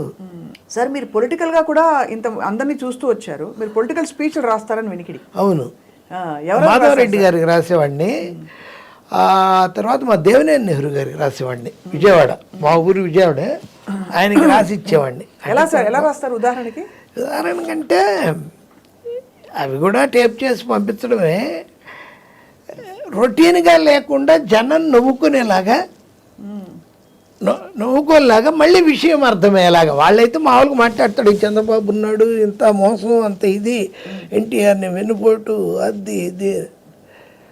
చంద్రబాబుది తప్పు కాదు మనం రాస్తే, దేవినేని నెహ్రూ చంద్రబాబు తప్పే కాదు, ఎక్కడో ఉన్నాడిని తీసుకొచ్చి తన ముందు నించోబెట్టుకొని తనకి ఒక అల్లుడు అనే పోస్ట్ ఇచ్చి మళ్ళీ వెనక నువ్వు ఇక ముందు ఉండకూడదు అంటే, వాడు వెనకున్నప్పుడు వాడికి ఏం దొరికింది? వీపు దొరికింది, అందుకే పొడిచాడు. ఓ అంటారు జనం.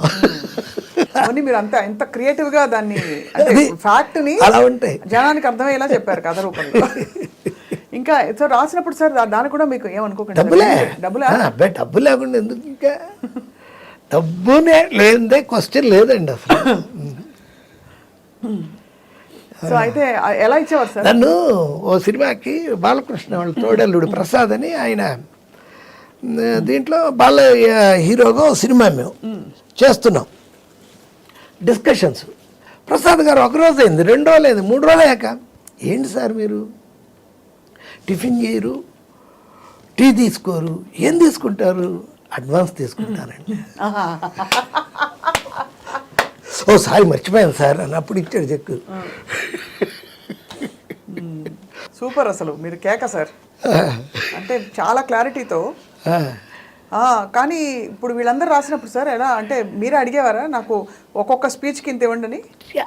వాళ్ళకి తెలుసు, మనమే వాళ్ళు కాదుగా. ఇప్పుడు దేవినేని నెహ్రూ ఉన్నాడు, నెహ్రూ డైరెక్ట్గా మధు నీకు ఎంత కావాలమ్మా అని అడగడు, పక్కన ఉంటారు. ఆ పండు నుండేవాడు చచ్చిపోయాడు, తర్వాత తెలసాని వెంకటేశ్వర అంటారు పండు అని. ఇక్కడే మధురానగర్లో మసాజ్ చేసేవాడే బుద్ధుడి విగ్రహంతో తల మీద కొట్టి చంపేశాడు అతన్ని.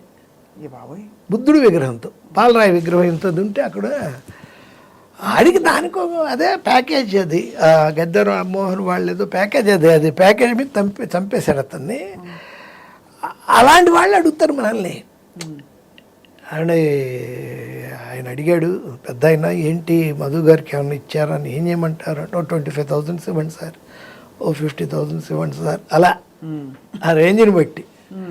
మరి నెహ్రూ 2004లోను 2009లోను 25-50 మనం పెట్టే టైం ఎంత, 5 నిమిషాలు 10 నిమిషాలు అదే మీకు అసలు అంతే. అది ఆన్ చేస్తే ఆ క్యాసెట్ పంపించేయడం, అసలు అంతకంటే అడగకూడదుగా. అయితే మీకు హెడ్లైన్ సార్, నోటితో నోట్లు సంపాదించిన తోటపల్లి మధు గారు. బా బాగుందా? ఇదే తమ్నేల్. అదే తమ్నేల్. అదే సార్, సూపర్ సార్. అయితే మీరు ఈ మధ్య కాలంలో ఎవరికి రాయలేదా స్పీచ్లు? స్పీచ్ లేదు ఇప్పుడంతా కొడుతున్నారండి అలాంటివన్నీ. మనిషిని పట్టేసేసి బాగా ట్రాన్స్పరెంట్ అయిపోయింది. అలా జగన్లో ఉండి సీఎంనే కొడుతుంటే రాయబెట్టి మనల్ని అయితే కర్ర పెట్టి ఎరగొట్టేస్తారు. ఇప్పుడంతా తెలిసిపోతా ఉందండి, వీడు అని, ఏంట్రా అడిగి రాసావు అని. సినిమాలకే ఇక హైదరాబాద్ వచ్చాక ఆయన మన ఐ థింక్ త్రివిక్రమ్ గారు రాస్తారనుకుంటా కదండి పవన్ కళ్యాణ్ గారి కోసం. ఏవో కూర్చున్నప్పుడు చెప్తారండి, మంచి మాటలు చెప్పు అంటే అదేదో ఆ స్టేజ్ అతను బిగినింగ్లో ఉండింది.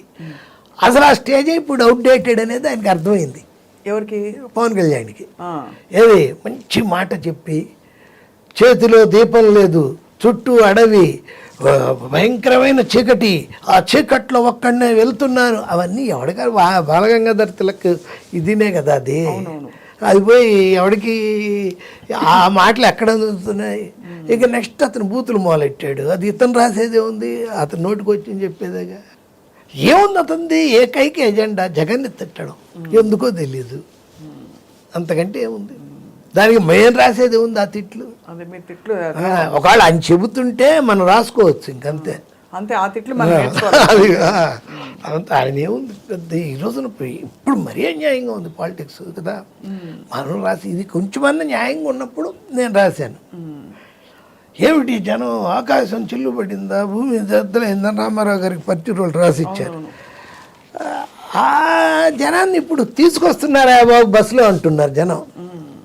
అంతేగా, ఇంక ఈడు రాసేదే ఉంది, ఈడు చెప్పేదే ఉంది, అవన్నీ అవుట్డేటెడ్ అయిపోయింది. కరెక్ట్గా.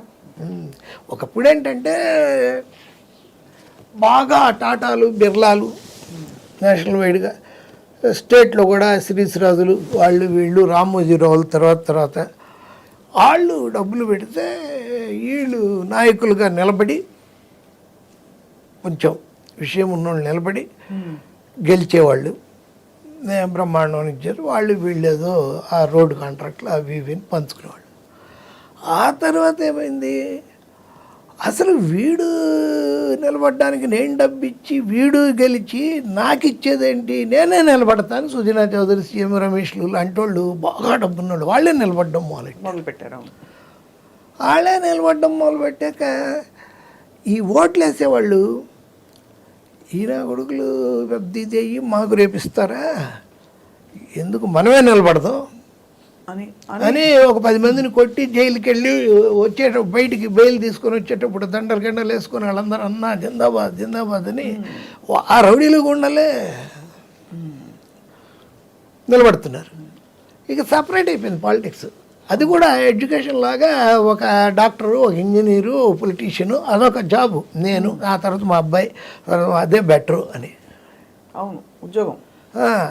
ఎందుకు ఇది కదా సార్, అన్ని రంగాలు మీరు చదివేశారు కదా. అడిగిందని చెప్తున్నాను అంతే. కానీ అన్నిటినీ చదివేసి మీరు దానికి ఒక అభిప్రాయం ఫామ్ చేసుకునే అంత చూసారంటే చాలా చూసినట్టు. అంటే విషయం ఏంటో పసిగట్టేశారు మీరు, అంటే ఏం జరుగుతుందని.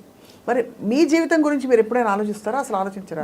పని కాకుండా అలాగా నాకు ఇది కావాలి ఉంటాయి కదా సార్, ప్రతి వాళ్ళకి ఒక లక్ష్యమో, ఒక కోరికో, ఒక ఇల్లు కట్టుకోవాలి, పెద్ద కారు కావాలి, నాకు ఫలానా బ్రాండ్ కారు ఉంది, ఇల్లు ఉంది, నాకు 2 పిల్లలు. మా బాబు యుఎస్లో ఉన్నాడు, అక్కడ బ్రహ్మాండమైన కంప్యూటర్ టెక్కీగా చేస్తున్నాడు.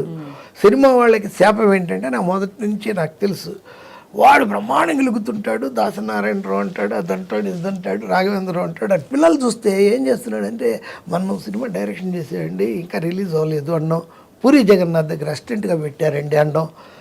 అంతకంటే నాశనం చేయడం అనేది ఇంకోటి ఉండదు. నేను ఎప్పుడు చెప్తుంటా, నువ్వు పేదవాడిగా పుట్టడం తప్పు కాదు, అది మీ తల్లిదండ్రులు అలా జరిగింది. నువ్వు పేదవాడిగా చచ్చిపోతే మాత్రం నీ తప్పేది. నువ్వు ఖచ్చితంగా సంపాదించాలి, నెక్స్ట్ లెవెల్కి ఉండాలి. మా బాబు హ్యాపీగా చదువుకున్నాడు. నా లైఫ్లో అచీవ్మెంట్ అంటే అంతే, మా బాబు అమెరికా వెళ్ళడం నా అచీవ్మెంట్. రెండే, షిరిడి సాయి మా రాయగలడం, మా బాబు అమెరికా వెళ్ళడం. అంతకంటే నేను సాధించింది ఏం లేదు. అంత చాలు నాకు, అంతకంటే ఏముంటుంది. ఇలాగే వెళ్తుంటుంది యాక్టింగు, ఇలాంటి ఇంటర్వ్యూస్. స్వప్న గారు లాంటి గ్రేటెస్ట్ పర్సనాలిటీ మీరు చెప్తుంటే అసలు మాకు మేము ఇలా అంటే అడగడానికి కూడా ఏం లేదు. ఇంతసేపు అంటే అడుగుతున్నానా, మీరు చెప్తుంటే ఆ సన్నివేశంలోకి వెళ్ళిపోతున్నాం మేమే చూస్తున్నట్టుగా. అంత మీరు అంత అంత స్పష్టంగా వివరించి చెప్తున్నారు. అది మీ టాలెంట్ ఆబ్వియస్లీ, అందుకే మీరు ఇంత స్టేజ్లో ఉన్నారు సార్. వాణిశ్రీ గారు ఎప్పుడంటే ఉండేవాళ్ళు, మీరు ఏం మాట్లాడినా అసలు అలా ఇది విజువల్ వచ్చేస్తుందండి. మీ ఐలాషెస్ భలే ఉంటాయి, పెద్దగా మేము పెట్టుకుంటాం ఐలాషెస్ అనేది ఆవిడ. సార్ మీరు ఎవరిని ప్రేమించలేదు సార్ ఇండస్ట్రీలో? అంటే 19 ఏళ్ళకి వచ్చారు కదా ఇండస్ట్రీకి. అవును, ఉన్నాయి అప్పుడు ఉండింది అఫైర్లు. ఒక నేను ఆవిడ వాణి విశ్వనాథ్ గారు పెళ్లి చేసుకుందాం అనుకొని భలే దంపతులు అప్పుడు దీనికి కూడా వెళ్ళిపోయాం. ఏది వాళ్ళ కేరళలో గురువాయూర్ పెళ్లి చేసేసుకుందాం అన్నప్పటికీ 1 ఇయర్గా ఉంటున్నాం, తిరుగుతున్నాం అని. మొదట్లో బాగానే అంత హ్యాపీగా ఉంది. ఈ సినిమా లేడీస్ దగ్గర హ్యాపీ ఏంటంటే డబ్బులు మన జాగ్రత్తగా వాళ్ళని సాటిస్ఫై చేస్తే వాళ్ళకి కావాల్సినట్టు చక్కగా మాట్లాడి ఇలాంటి మాటలు చెప్పి, ఆవిడకి వాళ్ళ నాన్నగారు మంచి కవి, ఆవిడ బాగా మాట్లాడుతుంది. ఆవిడ కూడా గురువాయూర్ వెళ్ళిపోయాం పెళ్లి చేసుకుందామని. గుడి తెరవల ఏంటంటే ఆ రోజు సూర్యగ్రహణం, వెనక్కి వచ్చేసాం. గుడి లేదుగా, అందుకని చేసుకోవాలి. అలా ఇంకో 2 అలాంటివి ఉంటే అక్కడ దాకా వెళ్ళి ఇంకా అయిపోయింది అనుకుంటే అవదు. దానికి మీరు ఏమన్నా ఎందుకు అవ్వలేదని ఆలోచించారా? ఆలోచిస్తే ఇన్ని సినిమాలు రాయలేం, అంత ఆలోచిస్తే. తనతో వెళ్ళాం ఆ రోజు. అంటే బాధపడరా అయ్యో కాలేదే అని? ఆ బాధపడ్డమేగా. అలా మీ లోపల గుండె ఉంది, ఆ గుండెకి పచ్చిగా ఆరకుండా ఒక కత్తితో గీత పడిపోయి ఆ రక్తం కొంచెం కొంచెం కొంచెం కొంచెం కారుతూ కారుతూ కారుతూ సచ్చే వరకు కారుతూ ఉండడమే బాధ. ఆ బాధే కవికి ఉండేది. ఆ బాధ వ్యధ కలిపితేనే ఆ వేదన, ఆ వేదనే నా సాధన. అబ్బబ్బబ్బబ్బబ్బబ్బా, ఎంత గొప్పగా చెప్పారు సార్. ఇప్పుడు ఎలా ఉందంటే మీరు ఇంత నిజాయితీగా పైకి చెప్పడం అన్నది చాలా మందికి ధైర్యం వస్తుంది. జీవితంలో బోర్డు జరుగుతుంటాయి కదా సార్, అవన్నీ యాక్సెప్ట్ చేసుకోవడానికి ఒక ధైర్యం కావాలి కదా ప్రతి వాడికి. అది మీరు భలే భలే అందంగా చెప్పారు.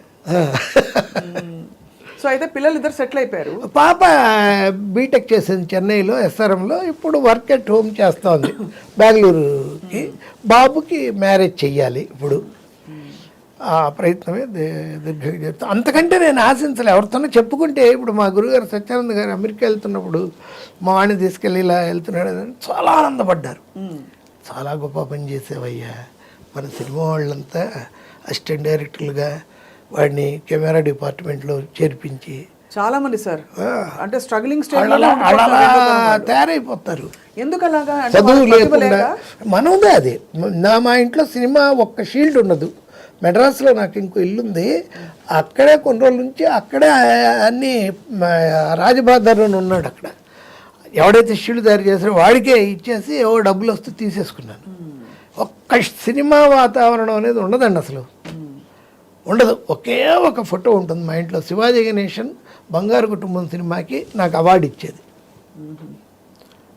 నాకు ఇష్టం శివాజీ అంటే, అంతే తప్ప సినిమా అనేది లేదండి. ఇది కేవలం మీకు ఒక వృత్తి, ప్రవృత్తి, అన్నీ కూడా అన్నీ ఇదే. ప్రాణం తీసే విషయం అన్ని సినిమానే. కష్టాలు బాధలు మీరు సినిమా కష్టాలు చూడలేదు, చూసినా వాటిని దులుపుకుపోయారు. చూడలేదు. సినిమా కష్టాలు ఏముంటే ఎందుకు. 82లో బాలచందర్ రమ్మంటే వెళ్ళాను నేను విజయవాడ నుంచి ఎస్ఆర్ఆర్లో చదువుకొని. అసలు మా లెక్చరర్లే ఎలా ఉండేదంటే, నాకు నిన్న లెసన్ చెప్తే మరుసటి రోజు ఇది ఈరోజు లెసన్ చెప్పండి, ఎకనామిక్స్ ఆప్టిమమ్ థియరీ ఏంటి మాల్తూజియన్ థియరీ చెప్పండి అని. నెక్స్ట్ నువ్వు వద్దులు, నువ్వు ఎలాగో సినిమాకి వెళ్తావుగా. నెక్స్ట్ లెక్చరర్లే నన్ను అడిగేవాళ్ళు కాదు. ఇది విధి రాసిన రాతే. అంతే. వాళ్ళు కాలేజీ డేస్లోనే ఇంకా అలా అంటే ఏంటి, ప్రిన్సిపాల్ రూమ్కి వెళ్తే డ్రామాలో వేసేవాడి. ఏదైనా గొడవ వెళ్తే ఈయన హనుమారెడ్డి గారిని ప్రిన్సిపాల్ ఉండేవాడు. ఆయన ఏమయ్యా చదువుకుంటేనే కదా రేపు బాగుపడతారు, అతనంటే అలాగ సినిమా ఫీల్డ్కి వదిలేసాయి ఏంటో అసలు ఇక వెళ్ళకపోతే కొడతారేమో అన్నట్టుగా వెళ్ళాల్సి వచ్చింది. ఎందుకురా ఇంకా ఇక్కడే తిరుగుతున్నా, మెడ్రాస్ ఎక్కువ బండి అని. అదే జీవితం ఇచ్చే ప్రోత్సాహం అది. అంతే. చిన్నప్పటి నుంచి ఎప్పుడు మా వాచ్మ్యాన్, కాలేజీలో వాచ్మ్యాన్ అడిగేవాడు నన్ను, ఏదో ఒక ఇంటర్ కాంపిటీషన్స్, బయట వేసే నాటకాలు, ఎప్పుడూ రిహార్సల్స్. రూమ్ నెంబర్ 23 అని SRNC గవర్నమెంట్ కాలేజీలో విజయవాడలో. అయ్యా సంవత్సరం పొడుగుతా ఎప్పుడు రిహార్సల్స్ చేస్తానే ఉంటారు, ఎప్పుడు చదువుకుంటారు, ఎట్టా బాగుపడతారా మీరు? ఇట్లా బాగుపడ్డారన్నమాట. అదే అంటే నువ్వు ఈ మాట అడిగా కదా రామయ్య, నీ ఆశీస్సులే నన్ను సినిమా వాడిని చేస్తుంది. ఏం సినిమాలయ్యా, పోస్టర్ గోడకు అతికేస్తున్నాడు, నిమిషాలు సింపేస్తున్నారు వాడు. అలా నా ఇదినే అది. మెడ్రాస్ వెళ్ళాను, వెళ్ళి బాలచంద్ర గౌడ్ని కలిశాను. ఆయన ఏదో ప్రాజెక్ట్ అన్నారు, వెళ్ళడం రావడం. ఆఫీస్కి వెళ్తే ఆ టైంలో ఉంటే భోజనం పెట్టేవాళ్ళు, మనకేమో ప్రెస్టేజ్ ఉంటుంది చదువుకున్న వాళ్ళం కాబట్టి వచ్చేసేవాళ్ళం. ఏం చేయాలో తెలియక పాండీ బజార్కి వస్తే మళ్ళీ నా రూమ్ అక్కడే పాండీ బజార్లోనే, రాజబహదూర్ స్ట్రీట్లోనే నా రూమ్. ఇక భోజనం 2 రోజులకు ఓ రోజుకు చేసేవాడిని. ఓ 2 ఏళ్ళు పడ్డాను అలా, 83 వరకు. బా ఏంట్రా బాబు అని. కొన్ని రోజులేమో మేనేజ్మెంట్ ఏంటంటే బూస్ట్ సీసా ఖాళీది ఉండేది, అది తీసుకొని శాంతభవన్కి వెళ్ళి 4 ఇడ్లీ కొని యువతలకు వచ్చి సాంబారు పొయ్యమనాలి. వాడితో చెప్పడం అనమాట, 4 ఇడ్లీ ఒక మసాలా దోశ అంటే దాన్ని నిండుగా పోసేవాడు. కొనింది 4 ఇడ్లీనే. అది పొద్దున్న 4 ఇడ్లీ తినేసి ఈ సాంబార్ ఉంచుకొని నైట్కి అంత అన్నం వండుకొని అది తిన్నాం. అవి చూశాను.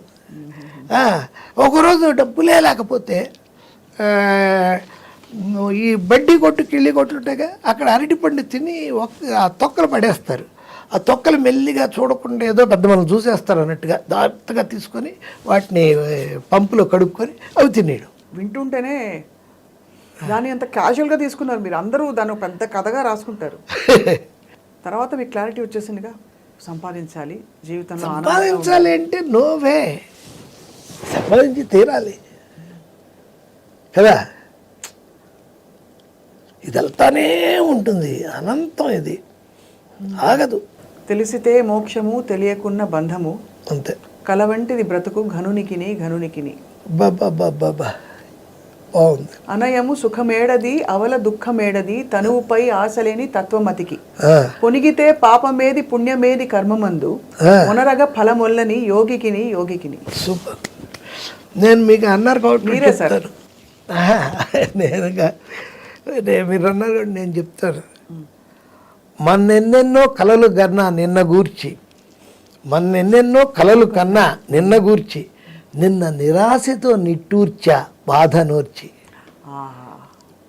నిన్న నిరాశతో నిట్టూర్చా బాధ నోర్చి, నేడు నిన్నటి కంటే మిన్న నిరాశలో, తలుచుకుంటే హాయగుపించే నిన్నటిలో. నేడు నిన్నటి కంటే మిన్న నిరాశలో, తలుచుకుంటే హాయగుపించే నిన్నటిలో. రేపు రేపు కోసం ఎదురు చూసే ఓర్పు నాకుంది, రేపు కోసం ఎదురు చూసే ఓర్పు నాకుంది, రేపు నిన్నైనప్పుడు సుఖము నిట్టూర్పులో ఉంది. అబ్బా. బ్రతుకు బాధగా, వ్యధగా, కన్నీటి కథగా, కష్టాల్లో మునిగి లేస్తూ మునిగిపోతున్న సంద్ర గమనంగా, అత్యంత నిరాశగా, అంధకార బంధురంగా, అనుక్షణం చింతగా, అనాథగా సాగుతున్నదెందుకు, తెలియదెందుకు నాకెంత వెదకిన. ఇంత ప్రపంచం ఉంది మీ లోపల.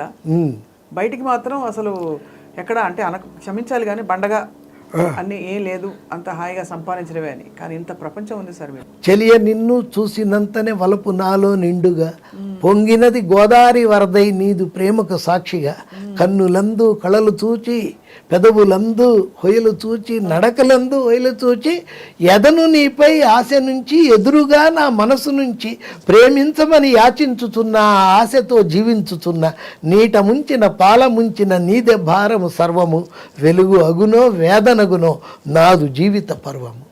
ఇవన్నీ ఎక్కడ రాశారు సార్ మీరు? అంటే సినిమాలో కదబ్బా, నేను రాసుకున్నవి కాలేజ్ డేస్ లో. అయితే సినిమాలో మీరు పాటలు ఎప్పుడు రాయలేదు? రాయలే, అవకాశం రాలేదు. బట్ మన డైలాగ్స్ పాటల్లో ఉంటాయి. అన్ని భాషల మీద పట్టు ఎలా వచ్చింది సార్ మీకు? మలయాళము, మలయాళం అన్నీ ఆల్మోస్ట్ మలయాళంలో అందరికీ తమిళ్ తెలుసండి. ఏంటి కన్నడ వాళ్ళందరికీ, నాకు కన్నడ వచ్చు, కన్నడ వాళ్ళందరికీ కూడా తమిళ్ తెలుసు. కామన్ లాంగ్వేజ్ తమిళ్, లేకపోతే ఇంగ్లీషు. అలా చెప్పి మీరు ఎలాగో డిక్టేషనే కాబట్టి అంతే, డిక్టేషను, దానికి ట్రాన్స్లేటర్ ఉంటాడు అక్కడ ఆ లాంగ్వేజ్కి, వాడు చూసుకుంటాడు. సో భావం మీది చాలా అంతా, భావం భాష అన్ని. నేను స్క్రిప్ట్ రాస్తే ఈ స్వప్న గారు అంటే ఆ రెడ్ కలరు, ఆ దుపట్టా, ఆ ఇది హెయిర్ ఫాల్ చేసుకొని ఇది అవి కూడా రాస్తా. అలా ఒకవైపుకు ఉరికి కూర్చొని అలా చూస్తూ అంత డీటెయిల్గా ఉంటుంది. ఏ కలర్ డ్రెస్సు ఏం నాకు ఇక్కడి నుంచి హైదరాబాద్ నుంచి మెడ్రాస్ ఫోన్ చేసేవాళ్ళు కోదండరామరెడ్డి వాళ్ళు. First night scene sir, Nagma ఏ కలర్ చీర కడదాం అని చేసేవాడు. అంతే సిన్సియర్గా. నేను అన్ని సినిమాల్లో వైట్ కలర్ కడతారు సార్, గోల్డ్ కలర్ కట్టండి సార్, జాకెట్ మాత్రం బ్లాక్ దేయండి అని చెప్పేవాడిని. అంత కళాత్మకమైన అంత అది కూడా నన్ను ఆయన అడగడం ఓవరు, నేను చెప్పడం ఇంకా ఓవరు. దర్శకుల్లో మీ బెస్ట్ ఫ్రెండ్ ఎవరు చెప్పండి? బెస్ట్ ఫ్రెండ్, డబ్బులు ఇచ్చిన వాళ్ళని మాత్రం చెప్పకండి, అందరు డబ్బులు ఇచ్చారు. మీ బెస్ట్ ఫ్రెండ్ ఎవరు దర్శకులు అందరిలో మీకు బాగా దర్శకుల్లోరా అంటే కుదురుకున్న వ్యక్తి ఎవరు? దాసరి గారు. నా రేంజ్కి ఆయనే సరిపోతాడు. టక్కని నాకేం లేదు, ఇమ్మీడియట్గా నన్ను క్యాచ్ చేయగలగాలి అంటే ఆయనే. కోడి రామకృష్ణ నేను ఎక్కువ సినిమాలు రాశాను కాబట్టి 20 సినిమాలు రాశాను, తిరుగుతూ ఉండేవాళ్ళం. ఆయనంత మ్యానిపులేషన్. కోడి రామకృష్ణది నిజం కాదు, అబద్ధంలో బతికేవాడు ఎప్పుడు. టీ ఇలా తీసుకొని తాగుతూ ఉంటాడు, టీనో కాఫీనో. మనం వెళ్తాం, గురుజీ ఇప్పుడే మీరు రాలేదనుకున్నాండి, సార్కి కాఫీ ఒకటి తీసుకురండి. నేను కాఫీ తాగుతున్నాను గురూజీ. అది టీ. ఏమండి మీరు టీ తాగితే ఎందుకు, కాఫీ తాగితే ఎందుకు, విషం తాగితే ఎందుకు? నేను వెళ్ళిపోయా తాగండి, విషం అయితే మాత్రం నా మీద రాకుండా. ఎందుకు అంత దానికి కూడా అబద్ధం ఎందువల్ల? బట్ అంతే, ఆయన అన్నీ అబద్ధాలే. అంతే. టైటానిక్ సినిమాకి వెళ్ళడం చూసాం. గురూజీ నేను పార్కుల్లో ఉన్నప్పుడే రాశానండి, కాకపోతే నేనేం చేశాను, చిన్న పడవ పెట్టాను, వీళ్ళు పెద్దది పెట్టారండి. దేవదేవ, అబద్ధం అబద్ధం అబద్ధం అబద్ధం.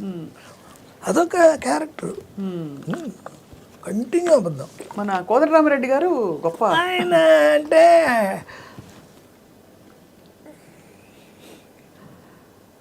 ఆయన మన మీద ఆధారపడే డైరెక్టర్. రాఘవేంద్రరావు, కోదండరామరెడ్డి ఆ రోజుల్లో ఉండేవాళ్ళు, బి గోపాల్, అలా వాళ్ళంతా రైటర్స్. ఇవ్వాలి వాళ్ళకి అన్నీ బాగా చూసుకుంటారు. అంటే ఎంత మనల్ని బాగా అసలు రావడమే రూమ్లోకి, ఏమండి బ్యాట్లు వచ్చిందా, బ్యాట్లు వచ్చిందా, పంపించారా, ఇవే అడుగుతాడు. ఏమండి లంచ్ ఎక్కడ తిప్పిద్దాం, చోళ హోటల్ నుంచి మీకు బిస్బేళాబాద్ తిప్పిద్దనా, మనం చెప్పే సీన్స్ వింటాడు. ఇంకొంచెం అంటే అసలు బాగాలేదని, ప్రమాణం ఉందండి సూపర్ అంటే ఓకే, కొంచెమే అంటాడు, చెప్తా అండు ఆయన కొంచెం కొంచెం కొంచెం ఇంకేదన్నా కొంచెం. కానీ ఎన్ని అసలు చిరంజీవి గారితో 17 సినిమాలు సార్ ఆయన? 17 కాదు 29. మీ డైలాగులకి ఫుల్ జస్టిస్ చేసి, ఎందుకంటే ఒక్కొక్కరిది ఒక్కో తీరు. నాగార్జున గారిది నాగార్జున బాగా నన్ను ఏమంటాడంటే, మీ డైలాగ్ ఎంత పెద్దదైనా బాగా చెప్పేయచ్చు సార్, ఫ్లో ఉంటుంది, అది తడబడదు, అది చిరంజీవి గారు ఎవరైనా మనం ఎక్కడున్నా ఇప్పుడు మీతో డిస్కస్ చేస్తున్న మీరు ఎలా మెచ్చుకుంటున్నారో అలా మెచ్చుకోవడాలే. వెళ్ళడం మాట్లాడడం వాళ్ళు మెచ్చుకున్నాక వచ్చేయడం.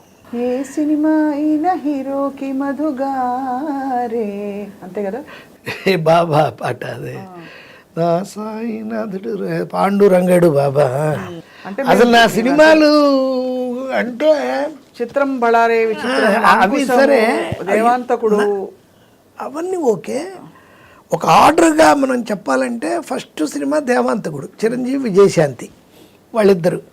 అదే టైంలో యాక్షన్ సినిమా రాస్తున్నప్పుడు అట స్టంట్ మాస్టర్ రాజు గారు నన్ను సత్యారెడ్డిని ఒక ఆయన ఉండేవాళ్ళు, పుచ్చలపల్లి రామచంద్రారెడ్డి గారు అని టాప్ మోస్ట్ డాక్టర్ నెల్లూరులో, వాళ్ళ బ్రదరే పుచ్చలపల్లి సుందరయ్య గారు. ఆయనకి పరిచయం చేశారు, చిన్న కుర్రాడండి బలి రాస్తున్నాడని. ఒకే రోజు ఆయన 2 సినిమాలకి అడ్వాన్స్ ఇచ్చాడు. ఒకే రోజు 48 hours అని ఒక ఎడ్డీ మర్ఫీ సినిమా చూడమన్నాడు. చూసి ఇమ్మీడియట్గా కథ చెప్పా దాన్ని ఎలా చేయొచ్చు. ఆయన నచ్చేసేసి మీకు 15,000 ఇస్తున్నాను, 30 ఇచ్చేస్తున్నాను, 2 సినిమాలు మీరే, ఇది అయ్యాక ఇంకోటి ఉంటుందని. ఆయన 48 hours డాకు అని తీసాం. ఆ తర్వాత 5 సినిమాలు రాసి ఆయనకి, భగవాను, వేగు చుక్క, బగడి చుక్క, దాగుడు మూతలు, ఏది రాసినా సరే ఒకటే కథ.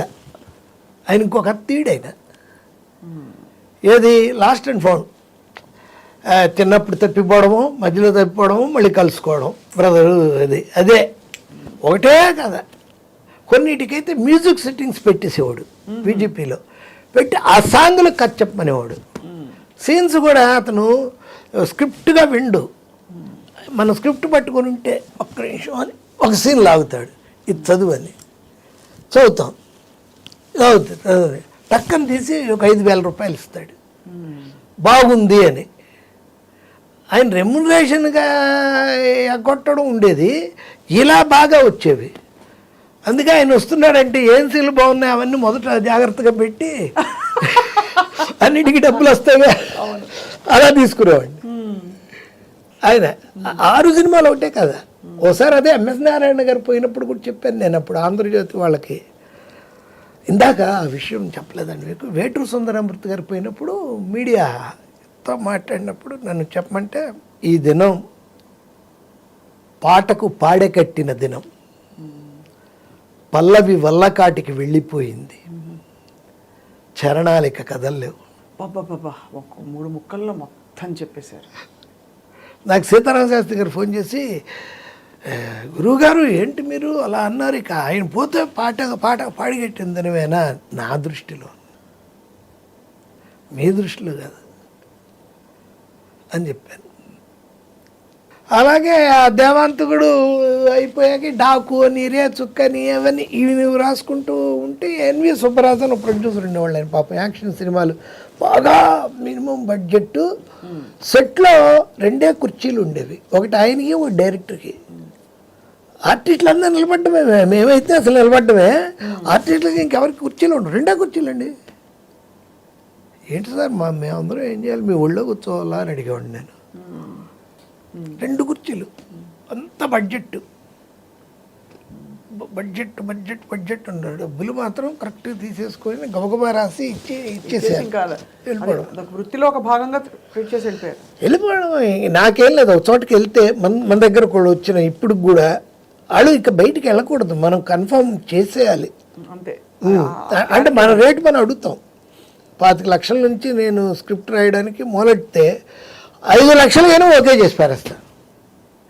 పని అయిపోవాలి, ఆడ వెనక్కి వెళ్ళకూడదు.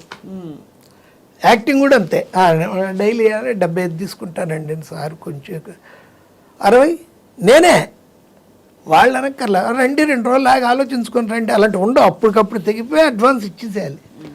ఆడు గుమ్మం దాటి వెళ్ళకూడదు, ఇంకా ఫోన్లో మాట్లాడంటే పడిపోవాలి అకౌంట్లో, వదలకూడదు అంతే. మనకి డేట్ ఉండాలి అంతే, ఇచ్చేయడమే. చాలా క్లారిటీ అండ్ చాలా అట్లా అట్ ద సేమ్ టైం మీ ఆత్మాభిమానం ఎక్కడ మీరు అది దెబ్బతినకుండా కాపాడుకున్నారు. కాపాడుకుంటూ మీ ఎడ్యుకేషన్ ఒకటి, మీ వ్యక్తిత్వం ఒకటి, మీరు ఎక్కువ ఎక్కడికి వెళ్లకుండా కావాల్సిన పని ఏంటి చెప్పు అనే టైప్లో మీరు నడిపించారు సార్. అండ్ అందుకే మీకు అంత గౌరవం దక్కింది. ఆ రోజుల్లో మీరు ఒక ప్రపంచంలో వచ్చినప్పుడు మీ తోటి సహ రైటర్స్ కొంచెం సీనియర్లు ఉంటారు కదా, ఉన్నారు. ఈర్ష్యపడ్డారా? కొంచెం చూసుంటారు. ఈర్ష్య అంటే అదే. ఏముంటాయండి, అవి ఏముండవండి. ఉన్నా కానీ ఏముంటాయి, ఎదురుగా ఎవడు ఈర్చపడతారు ఎవరైనా. అంటే మీకు తర్వాత వెనుకటికి వస్తుంది కదా, ఇలా అన్నారు అలా అన్నారు, పట్టించుకో. అవి వినేవాడిని కాదు. నా డైలాగే ఒకటి ఉంది, అసిస్టెంట్స్తో నా పక్కన డ్రైవర్తో నేను చెప్పేడేలా. నా గురించి ఎవరన్నా ఏదన్నా అన్నారని మీకు తెలిస్తే నాకు చెప్పొద్దు. నా వెనక, నా ముందంటే నేనే చెప్పుకుంటా, అంతే. క్లారిటీ. ఇవాళ మీరు మీరు యాక్చువల్లీ మీరు చెప్తున్న విషయాలు ఒక్కొక్కటి సంఘటనలు కావచ్చు, మీ అంటే మీ జీవిత సూక్తులు, మీ డైలాగులు అన్నీ కూడా చూసే వాళ్ళకి చాలా పెద్ద ఇదండి, గైడెన్స్. ఎందుకంటే మీరు ఎలా బ్రతకచ్చో, ఎంత ప్రాక్టికల్గా ప్రాగ్మాటిక్గా ఉండొచ్చో కూడా మీరు చూపించారు. ఎక్కడ దేనికి స్పందించాలి, దేనికి అవసరం లేదని. అవును సార్, ఇప్పుడు యాక్టింగ్ అన్నది మీరు ఎంచుకుని వచ్చారా? అంటే మీరు అంతకుముందు మీ రంగస్థల అనుభవం వల్ల తర్వాత మీకు సినిమాల్లో తెరపై కనిపించే అవకాశమా, లేక ఎలా వచ్చింది అది? అంటేనండి, అదే ఇలా ఈ దేవంతుడు డాగురే చుక్క అని రాస్తున్న టైంలో నాకు వచ్చిన బ్రేక్ అది షిరిడి సాయిబాబా మహత్యం. కమర్షియల్ సినిమాలు అవుతున్నప్పుడు అది చేయగానే వేమన చరిత్ర అని ఆయనకే విజయ్ చంద్రకి. అది అయ్యాక ఆగిపోయిన సినిమా ఆత్రేయ గారు రాసి ఆగిపోయింది అయ్యప్ప స్వామి మహత్యం. అలా అలా వచ్చాయి నాకు. ఆ తర్వాత ఈయన మన కోటరామకృష్ణ, సోగ్గాడి కాపురం, భలే దంపతులు, రావు గారి ఇంట్లో రౌడీ, అంకుశం, వరుసగా ఉన్నాయి. 20 సినిమాలు రాశాను ఆయనకి. మొత్తం తెలుగు తమిళ పెద్దవిది రీమేక్ కానీ ఇది కానీ జరిగితే నాకు ఎంత పర్సంటేజ్ ఇవ్వాలని చెప్పేవాడిని, ఇచ్చేవాళ్ళు కూడా. అలా ఒక సినిమాకి 1, 2, 3 అని కన్నడలో ప్రభుదేవ డైరెక్టరు, జ్యోతిక హీరోయిన్, వాళ్ళిద్దరు బ్రదర్స్ రాజు సుందరమును ఇంకోడు, ముగ్గురు హీరోస్. ఈ డైరెక్షను, ప్రొడ్యూసర్ బాలగిరి, సౌరభ్ గంగూలీ వాళ్ళ అంకులు. అప్పుడు నగ్మాకి సౌరభ్ గంగూలీకి మంచి ఫ్రెండ్షిప్ ఉండేది, అందుకని తీస్తున్నాడు ఆ అమ్మాయి కోసం. తెలుగు, తమిళ్, కన్నడ, హిందీ. నా వెళ్ళాను, వాళ్ళు విన్నాను. ఆవిడే చెప్పింది కదా, అంతకుముందే ఆవిడ నాకు చేసింది అల్లరల్లుడు అవి చెప్పి నాకు దీన్ని చేసి ఇవ్వాలండి, ఆల్ ది బెస్ట్ అని ఒక 1/2 hour నాటికి ఇది అని చెప్పింది. వెంటనే అలా చెప్పింది. ఇప్పుడు మనం ఎలా ఇంటర్వ్యూ చేస్తున్నాం, వెంటనే అది ఎలా చేయాలి ఏంటో మొత్తం చెప్పేశారు. రికార్డ్ చేసుకున్నారు. అమౌంట్ అడిగింది. ఆవిడ రికార్డ్ చేసుకుని లేస్తూ ఉంది. అయిపోయాక లేస్తూ ఉంటే నేను, మేడం మనం ముఖ్యమైన విషయం మాట్లాడలేదను, we're not talking about the main thing, what's that money అని. సారీ అని అంకుల్ అని ఆయన్ని పిలిచి, ఆయన బలవాడు, నేను రెడీగా ఉన్నాను లోపల రండి అని తీసుకెళ్ళి ఏంటి ఎక్స్పెక్ట్ చేస్తా, అన్ని లాంగ్వేజ్లు 5 లాంగ్వేజ్లు అన్నారు కదా, 25 lakhs ఇవ్వండి సార్ నాకు ఓకే ఇచ్చేస్తాను, నేను సింగిల్ పేమెంట్ కావాలి సార్ నాకు ఇప్పుడే, నాకు అన్ని కలిపి అన్నాను. సింగిల్ పేమెంట్ అయితే 20 ఇస్తాను, మీరు మామూలుగా తీసుకుంటే 5,555 ఇస్తాను చెప్పారు. 5,555గా ఇస్తాను అన్నాడు. నాకు 20 ఇచ్చేయండి అన్న. 25 వద్దండి, 5 లక్షలు తగ్గిస్తాను, ఇచ్చేసేయండి అన్న. 50% క్యాష్ చెక్ ఇచ్చేశారు. యాట్రియా హోటల్లో బెంగళూరులో కూర్చొని రాసి ఇచ్చేసారు. అది వాళ్ళది కామెడీ ఏంటంటే, వైట్ వరకు బాగానే ఉంది, 10 లక్షలు బ్లాక్ ఉంది, దాన్ని బాంబే రమ్మన్నారు ఒకసారి, అక్కడ డిస్కషన్స్ అని. ఏముండవు డిస్కషన్, ఎవడు రాడు లేవడు, అందరు రాత్రి 12 నుంచి లైఫ్ మొదలవుతుంది బాంబేలో, మీకు తెలిసి ఉంటుంది, తెల్లార్లు ఉంటుంది. రాత్రి 4 గంటలకి అంధేరి ఏరియాలో ఒకేసారి అపార్ట్మెంట్స్లో కుక్కర్ విజిల్ సౌండ్స్ వినిపిస్తాయి. అప్పుడు అనవణుతున్నారు అనమాట, ఎర్లీ మార్నింగ్. అదో బాంబేనో చచ్చేవాళ్ళం. నితిన్తో కూడా అదే నాకు ప్రాబ్లం ఉండే, నితిన్ కపూర్. 1 గంటకి మేము సిట్టింగ్ అయిపోయి కలికాలం సినిమాకి, ఓకే సార్ ఇప్పుడైతే మనం 4 కలుద్దాం అని వెళ్తుంటే అతను ఎంట్రీ, గుడ్ మార్నింగ్ సార్ అని. ఏంటి మేము వెళ్ళిపోతుంటే మీరు అంటారు, మాకేమో ఆకలి, ఆయన మేము ఇప్పుడే తినేసి వచ్చాడు. వాళ్ళు బాంబేలో ఎంత ఘోరం అంటే ఎవరు వచ్చేవాళ్ళు కాదు, ఫోన్లోనే అన్నీ. సార్ మీకు మా డ్రైవర్ వచ్చి అమౌంట్ ఇచ్చేస్తాడు, ఫ్లైట్ టికెట్ ఇచ్చేస్తాడు, ఆ కార్లో మీరు దిగిపోండి అని. వస్తే వాడు ఒక 10 రూపీస్ ఇచ్చేవాడు, 10 రూపాయల నోటు. వాళ్ళు ఏంటండి అంటే, ఏం లేదు సార్, మీరు హైదరాబాద్ ఎయిర్పోర్ట్లో దిగ్గానే ఒకడు వస్తాడు మీ దగ్గరికి, ఈ 10 రూపాయలు ఇస్తే మీకు క్యాష్ 10 లక్షలు ఇచ్చేస్తాడు. ఇదేంట్రా బాబు, ఏదన్నా ఇరుక్కుంటామే ఏంటి గొడవ, ఇది హవాలా చేయిస్తున్నారే అని.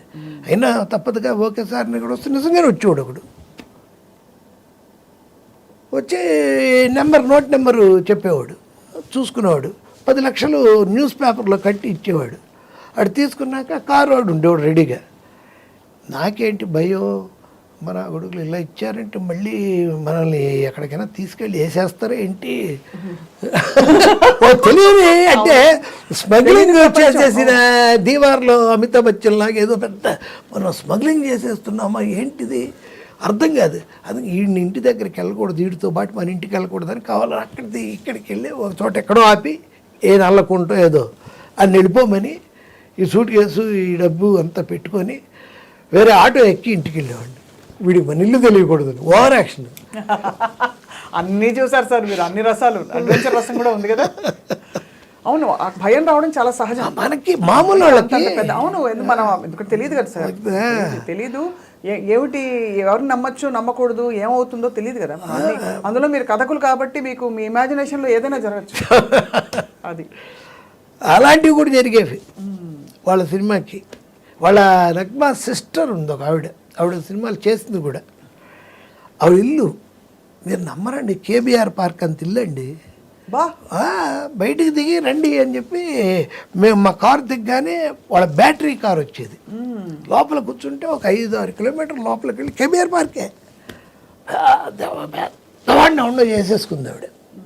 గోల్డ్ గ్లాసుల్లో మనకి బాదం మిల్క్, గోల్డ్ బంగారం గ్లాసులు. ఏంట్రా బాబు, అలాంటివి కూడా చూసాం. అన్నిటికంటే గొప్ప విషయం సార్, మీరు మీ పరిధిలోనే, మీరు మీ ప్రపంచంలోనే ఉన్నారు, ఎక్కడికి మీరు you didn't get carried away. That is the great thing. అవును, అది గొప్ప విషయమే కదా. అది ఎంత గొప్ప విషయం. అవును, ఇన్ని జీవితాలు, ఇంతమంది జీవితాలు, ఇన్ని కథలు, ప్రేమ కథలు, ఇంకా మందు, సర్వము చూసేసారు మీరు. సో కానీ అదే ఇప్పుడైతే మీకు ఫైనలీ మీరు ఇంకా ఏం కోరుకుంటున్నారు జీవితాన్ని? ఉన్నంత వరకు ఇలాగే వెళ్తా ఉండాలనే, బ్రతుకంతా ఇలాగే నిమిషం మాటలాగా సాగాలి, అంతేగా. మీకు పాట కాదు మాట. అలా దేవంతవుడు, డాకూరే, చుక్క, అవి ఇవి, ముత్యాల సుబ్బయ్యతో సంసార వీణ, కలికాలం, మామగారు, ఏదో రాసారా మీరు? చిన్నారి స్నేహం. చిన్నారి స్నేహం కరెక్ట్ అండి. ఎలా చెప్పారు మీరు రాసారా? నేను కాదు రైటరు, నెల్లూరు వెళ్ళి రాశాను. దాంట్లో బ్యాక్గ్రౌండ్లో హీరోయిన్ సీతతో పాటు ఉండే అమ్మాయిల్లో ఒక అమ్మాయి హేమ అని ఆర్టిస్ట్ నెల్లూరులో. ఎందుకో చిన్నారి స్నేహం అంటే గుర్తొచ్చింది. అలా ముత్యాల సుబ్బయ్యకి ఒక 16 సినిమాలు రాశానండి. కోదండరామిరెడ్డి గారికి 5, ఏది ప్రెసిడెంట్ గారి పెళ్ళం, అల్లరల్లుడు, రాముడు వచ్చాడు, వాళ్ళ అబ్బాయి గొడవ అని ఒక సినిమా. డబ్బులు ఇవ్వాలి దానికైనా, అడగుడు పెద్ద జోకు. మీకు డబ్బులు ఇవ్వకుండా ఉన్నవాళ్ళు కూడా అదే అంతా అయిపోయింది. హోటల్లో 10 పళ్ళాల్లో ఏమండి అమౌంట్ ఏంటి అంటే, డబ్బులు కాండి, నేను ఊరికే అనుకున్నాను. ఊరికేనా? ఇంకా వేరే వ్యాపారం ఏముంది నాకు? అసలు ఉన్నా కూడా అది అలా ఊరికే అనుకోవడం ఏంటి? అంబానీ గారిలో బోల్డ్ వ్యాపారాలు అంటే మాత్రం ఈ ప్రతిభకి ఇవ్వద్దు. ఇవ్వాలి, అది నాకు అర్థం. ఏంటి మీరు ఊరికే అనుకున్నానండి, మా అబ్బాయి కదా అందుకని ఏమన్నా అలాంటివి చేయం కదా మనం హెల్ప్లో. సరే ఎంత ఇమ్మంటారు? అర్థమైపోయిందిలేండి, నాకు 1 లక్ష రూపాయలు ఇప్పించండి. నేను అప్పటికే 10-15 తీసుకున్నా. అలాగేనండి అని తీసుకొచ్చి ఇచ్చాడు. ఏడుస్తా ఆయన వెళ్ళిపోతున్నాడు. ఇంకా పాపం మంచి ఫ్రెండ్ నాకు. ఆయన కూడా ఫ్రెండ్షిప్ అనేది ఎవరితో లేదండి. నన్ను మీరు ఇందాక అడిగితే నాకు అదే అనిపించింది. అలా ఆ సినిమాలు, ఈ సినిమాలు, ఆ సినిమాలు అన్నీ కలిపి తెలుగు, తమిళ్, మలయాళం, కన్నడం 202 సినిమాలు అయ్యాయండి రైటర్గా. ఒక 55 సినిమాలు ఆర్టిస్ట్గా ఉంటాయి. ఆర్టిస్ట్గా ఫస్ట్ ఫిలిము ఈంది అతను ఎవరు, మోహన్ బాబు గారు. నేనే డైలాగ్స్ ఆ సినిమాకి, అల్లరి పోలీస్కి. ఆ సినిమా చదువుతూ ఉన్నప్పుడు అమరేష్ పూరి మాకు విలను. అంత చదివి అంత, ఏమయ్యా నాకు విలన్ దొరికాడయ్యా. అలాగే సార్, నువ్వే. అబ్బో, అబ్బా నేను చేయనండి, రామకృష్ణ కోడి రామకృష్ణ చాలాసార్లు బతికులాడేవాడు. చేయమన్నారు. మళ్ళీ కోదండరామరెడ్డి గారు ప్రెసిడెంట్ గారు పెళ్ళం అల్లారల్లుడు వాటిలో చేయమని అడిగారు. నేను చేయను, చేస్తున్నావు అంతే అని నన్ను భయంకరంగా మొదట బాగా ప్రెషర్ తెచ్చి చేయించిన ఆయనే. ఇంకా ఆ తర్వాత దాసనారాయణరావు గారు వరుసగా వాడుకున్నారు 7 అంతా. చచ్చిపోయావండి, ఇటు రైటింగ్స్ ఇటు యాక్టింగు బాగా అలా కొట్టాం. మధు గారు, మీరు అసలు మీ పొట్టలో ఎన్ని కథలు ఉన్నాయో. పొట్టలో ఉండవు, బ్రెయిన్లో ఉంటాయి. కానీ అంటే మీ గొప్ప జీవితం ఎందుకని అనిపిస్తుందంటే, మీరు అన్ని విట్నెస్ కాన్షియస్నెస్, సాక్షిభూతంగా మనం ఉండాలని అంటాం కదా, అలా జీవితాలని చూస్తూ మీ పరిధిలోనే మీరున్నారు. మీరు ఉండాల్సిన చోట మీరుండి, మీరు సాధించుకోవాల్సిన సాధించుకున్నారు, నెగ్గారు, కుటుంబంలో గెలిచారు. కోల్పోయినవేవి మీరు బాధపడి వెనక్కి తిరిగి చూడలేదు. కోల్పోయిందే లేదు అసలు. వ్యక్తిత్వ వికాసం సార్ మీరు. అంతే. బా నిజం అంటారండి? నిజమండి. ఎందుకంటే మీరు చూడండి, ఇప్పుడు అంటే మీరు చెప్పారు ఫలానా పెళ్లి చేసుకుందాం అనుకున్నాను, గుడి సోలార్ గ్రహణం ఉంది కాబట్టి ఇలా వాటిని ప్రశ్నించుకున్నారా అంటే అంత టైం లేదు నాకు, ప్రశ్నించుకుంటూ ఉంటే ఇవన్నీ రాయలేను అన్నారు. ఇవన్నీ గెలుపుకి కావాల్సిన విజయ రహస్యాలని మీరే పుస్తకం రాయాలి. గెలుపుకి కావాల్సిన విజయ రహస్యాలు నేనే.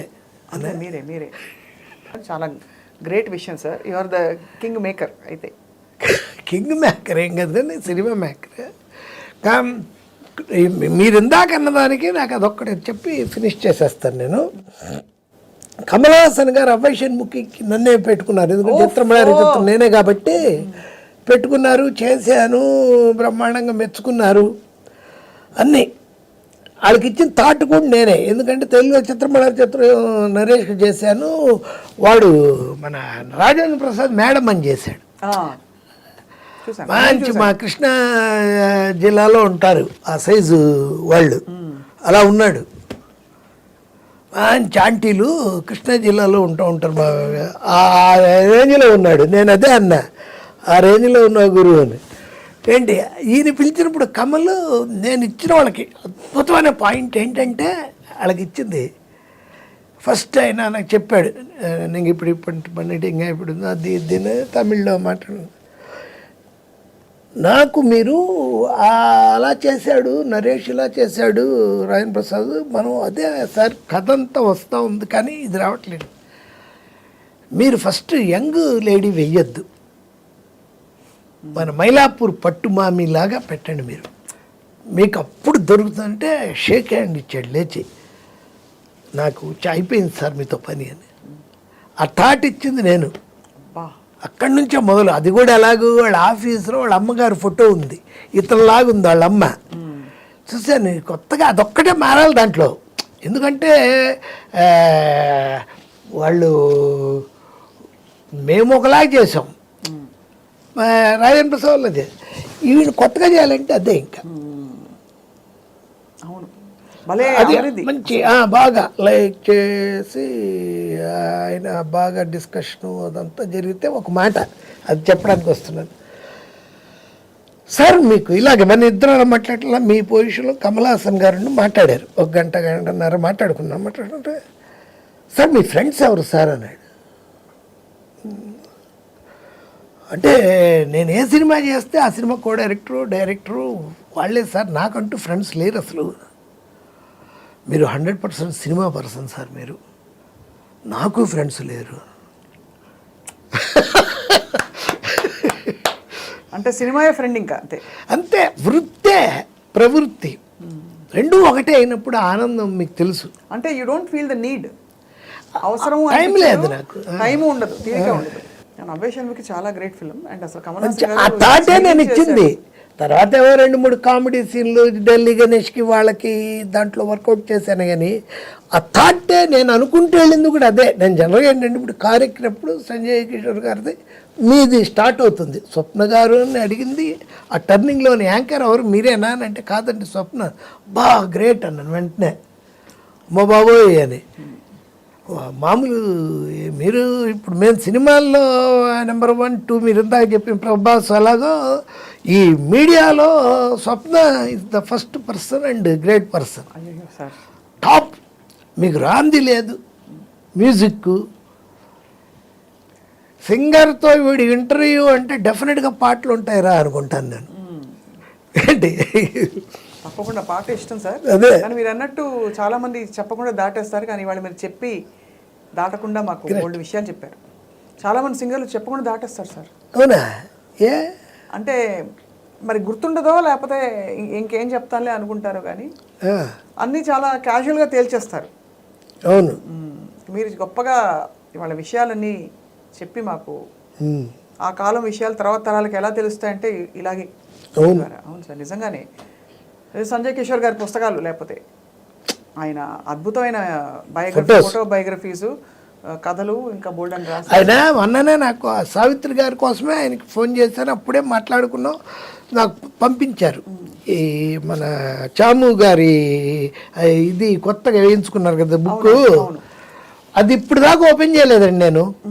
ఓపెన్ చేయలే. నా భయం ఏంటి తెలుసా, ఓపెన్ చేస్తే చదవాలి, చదివేస్తే అయిపోతుందేమో. అంత వాల్యుబుల్ అనమాట అది మనకి. జాగ్రత్తగా మంచి రోజు చూసి చెయ్యాలి అని నేను. మీరు అనుకుంటున్నారు లైఫ్లో ఫస్ట్ టైం ఆపోజిట్ కూర్చున్న వాళ్ళు ఇంత పెద్దవాళ్ళ అనుకోవడానికి మీరే.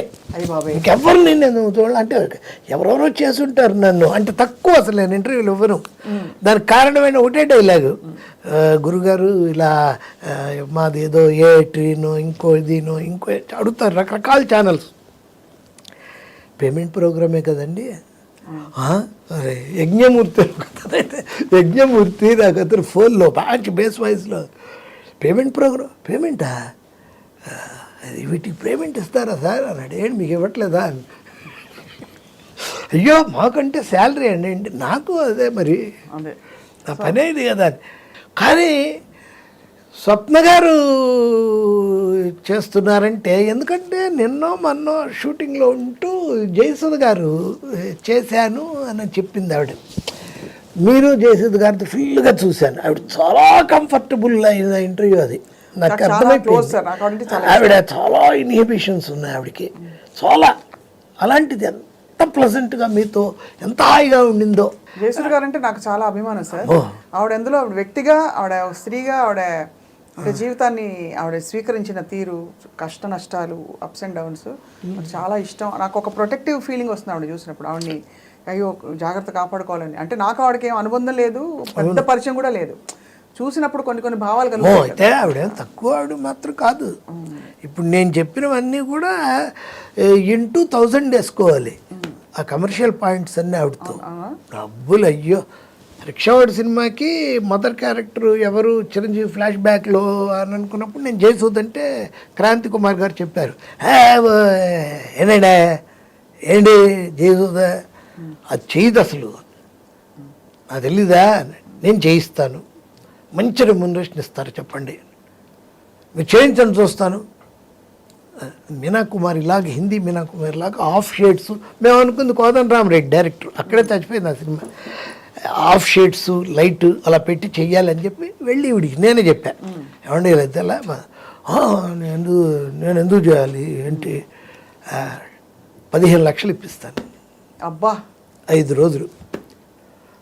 ఏమండి మీరు అంటారు కానీ క్రాంతి గారు ఎందుకు ఇస్తాను నాకు తెలియదు. ఏమండి నేను ఎన్ని చేశాను, 5 సినిమాలు చేస్తే 1,00,000 రూపాయలు ఇవ్వలేదు నాకు. ఇవ్వడు, నేను ఇప్పించాక మీరు చేయండి. వెంటనే క్రాంతి గారికి ఫోన్ చేసి ఇలా మాట్లాడాను, ఓకే అన్నారు. అంటే ఆవిడతో కూడా మాట్లాడి 15 ఇస్తున్నారు కదా నిజంగా. వెంటనే నేను తీసుకొని ఏమండి 15 ఇస్తేనే చెయ్యండి అని చెప్పేశానండి ఆవిడకి. ఇచ్చేసాడు 15 lakhs. అంటే డబ్బు చాలా అసలు ఆవిడ. నేను నూతన్ ప్రసాద్ నన్ను పిలిచి ఒకసారి ఏదో అర్జెంట్గా ఇంటికి రండి ఒకసారి నాకు చెన్నైలో మాదొక సిట్టింగ్ జరుగుతోంది. ఫస్ట్ వైఫ్స్ క్లబ్ అని ఒక ఇంగ్లీష్ పిక్చర్ చూసి వీడికి ఆ పిక్చర్ బాగుంది సినిమాలు. ఒక కథను అత్త తయారు చేస్తున్నారు ఫస్ట్ వైఫ్స్ క్లబ్ అని. ఆవిడ డిస్కషన్కి వెళ్తూ ఉంటే ఈయన పిలిచారు మన నూతన్ ప్రసాద్ చెన్నైలో. వెళ్ళాను. నేను ఇలా నూతన భారతీయని పెడుతున్నాను, అతనికి అప్పటికే కాళ్ళు దెబ్బతిన్నాయి, పెడుతున్నాను, డొనేషన్ ఫస్ట్ నిన్నే అడగాలని, ఇదిగో పుస్తకం అని నీ పేరు రాశాను, ఏదన్నా ఇవ్వు తమ్ముడో అన్నాడు. నేను ఒక 10,000 ఇస్తానండి. థ్యాంక్స్ అమ్మా అన్నాడు. వెంటనే నేను కారు ఎక్కి ఆవిడ ఇంటికి వెళ్ళకుండా మళ్ళీ ఇంటికి వెళ్ళి 10,000 రూపాయలు డబ్బు తీసుకొచ్చి ఈయనకి ఇచ్చేసి, ఎందుకంటే మళ్ళీ మనం మిస్ అవుతామండి, ఆలోచనలు 2-3 వచ్చేస్తాయి నాకు, ఎంత ఇవ్వాలి, ఎందుకు ఇవ్వాలి, ఏంటి అనేది చెప్పి అందుకు ఇచ్చేస్తున్నాను. ఇచ్చేసాను. ఇచ్చి జేసు గారి దగ్గరికి వెళ్ళి సారీ అండి హాఫ్ అన్ అవర్ లేట్ అయిందండి. ఎక్కడికి వెళ్ళారు మధ్యలో? ఇలా నూతన్ ప్రసాద్ గారు ఇలా పెట్టారు 10,000. ఏమండి మీకు ఏమన్నా అసలు కామన్ సెన్స్ ఉందా?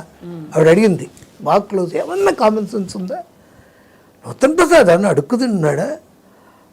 మన డైరెక్టర్ శంకర్కి ఆ ఇల్లు 3.5 కోట్లకు అమ్మాడు మొన్ననే 10 రోజుల క్రితం. సరైన వాళ్ళకి ఇవ్వాలి కానీ అలాంటి వాళ్ళకి అండి ఇచ్చేది అంటే అడిగాడు. నేను తర్వాత ఫూల్ అయ్యానని. నిజమే కదా, అంత వాడికి ఇవ్వడం ఏంటి, మనమే తప్పు చేసేవే అనిపించింది మనసులో. బాగా ఇంకా అన్నారు ఆవిడ 2-3 మాటలు, మీరు అలా ఇవ్వకూడదు అంటే ఆఖరికి నేనే జోకేసా. అంటే ఇప్పుడు ఆయనకి ఇవ్వకూడదు మీకు ఇవ్వాలంటారా ఏంటి అని. వాళ్ళు బాగా చూసుకునేవాళ్ళు నన్నప్పుడు, భార్యాభర్త ఇద్దరు కూడా. వాళ్ళ ఇంట్లో ఆ ఈవినింగ్స్ సవేరా పూల్ సైడ్ కూర్చోవడం, రాత్రి 9ంటికి వెళ్తే అప్పుడు వాళ్ళకి అప్పుడేగా తెల్లారేది, అప్పుడే వాళ్ళు నిద్రపోయి లేచి స్నానం చేసి వస్తారు రాత్రి 9ంటికి. బాంబే స్టైల్ లైఫ్ కదా. మనమేమో వాళ్ళకి చేసి వీళ్ళకి చేసి ఎప్పుడు హోటల్కి వెళ్ళి స్నానం చేసి డ్రెస్ మార్చుకున్నప్పుడు మనం అదే ఆ నాటికి ఏది అదేంటండి రామోజీరావు గారు 1996లో పెట్టారు కదా ఛానల్ ఈటీవీ. దానికి ఫస్ట్ సీరియల్ మాదే, శాంతినికేతన్. గుర్తుంది. డైరెక్టర్ పేరు జయసుధ. అసలు ఆవిడ ఏం చేయలే, డైలాగ్స్ నేను 12 ఎపిసోడ్లు ఏమో ఫస్ట్ టైం రాశాను. జయసుధ గారు అడగబట్టి డబ్బులు ఎంత ఇస్తారని అడిగా. అబ్బాయి టీవీకి డబ్బులు ఏంటండి, భయం ఉందండి, మీరు ఏదన్నా మీకు తెలిసిన వాళ్ళు ఎవరికైనా లవ్ లెటర్ రాసి పెట్టమన్నా దానికి కూడా డబ్బులు అడిగే టైపు నేను. Super sir. డబ్బులు లేకుండా ఎలాగో అంటే నాకు ఏడుస్తూ 25,000 ఇచ్చారు. ఇది వెజిటేబుల్స్ కనుక్కోండి, నేను మా ఇంట్లో ఎంత కాస్ట్లీ వెజిటేబుల్స్ మేము కొనమండి, నేను ప్యూర్ వెజిటేరియను. మరీ అన్యాయంగా ఏంటి 25 మీకే డబ్బులు ఇవ్వట్లేదు వాళ్ళు ఈటీవీ వాళ్ళు అని. ఏదో వదిలేసేయండి వదిలేయండి అని. సరే ఆవిడ పేరు జయసుధ, డైరెక్షన్. ఈ అమ్మాయి మన రోహిణి హీరోయిన్. దాంట్లో కొత్తగా ఎంటర్ అయిన వాడు ప్రకాష్ రాజు. రోజు మా ఇంటికి వచ్చేవాడు టక్ చేసుకొని, దాంట్లో వేషం ఇచ్చామని. ఇవాళ ఎలా సార్ ప్రకాష్ రాజు గారు అంటే టాప్ బిగినింగ్ అది అతనిది. ప్రకాష్ రాజు కాదు అతని పేరు, ప్రకాష్ రే. వస్తూ ఉండేవాడు. వచ్చి జరిగింది వైజాగ్లో షెడ్యూల్, ఊటీలో షెడ్యూల్ చేసాం. సడన్గా వచ్చి సార్ నాకు బాలచంద్ర సినిమాలో ఛాన్స్ வந்தாச்சு சார், இது கிடைக்கல, நான் ரொம்ப கஷ்டமாயிடும், நீங்களே எப்படியாவது சொல்லி நான் சொல்ல முடியாது அந்த நிதின் கபூர் கிட்ட, அவர் கேட்கவே மாட்டார் సార్, நீங்கள் எப்படியாவது சொல்லுங்க అంటే నా పండ్రే అని చెప్పి ఆ రోజు సిట్టింగ్కి వెళ్ళినప్పుడు రోజు రాత్రులు మాది 9 నుంచి 12 దాకా వెళ్ళినప్పుడు ట్విస్ట్ అని అడిగారు కదా మీరు, ఒక ట్విస్ట్ పెడుతున్నాను ఏంటి అని అంటే, కొడుకు 20 ఏళ్ళు తర్వాత అయిపోయాక ఏదో వస్తాడు. వచ్చినప్పుడు డాడీ ఏమయ్యాడు అని అడుగుతాడు తల్లిని. మీ డాడీని గంగలో కలపాలరా అని మీరు కొండిస్తారు, దానిపైన గుడ్డ కట్టి ఉంటుంది, ఆయన చితాభస్మం లోపల ఉంటుంది, టిల్టప్ చేస్తే గోడ మీద ప్రకాష్ రాజ్ ఫోటో ఉంటుంది. అప్పుడు ఈ క్యారెక్టర్ మనం ఇంకో టర్న్ మదర్ ఇండియా ఎలా తీసుకోవచ్చు, ఎక్స్ట్రాడనరీ అని. అయితే ఇప్పుడైతే మనకి ప్రకాష్ రాజ్ రేపు చేస్తే ఇంక అక్కర్లేదు. అయితే అంటే అప్పటికి వాళ్ళని బాగా అడిగేసి ఉన్నాడు వాడు, నన్ను అడిగానని తెలీదు. కట్ మనోడు వెళ్ళిపోయాడు డ్యూయెట్ అనే సినిమాకి వైజాగ్. చాలా ఆనందపడ్డాడు. Main industry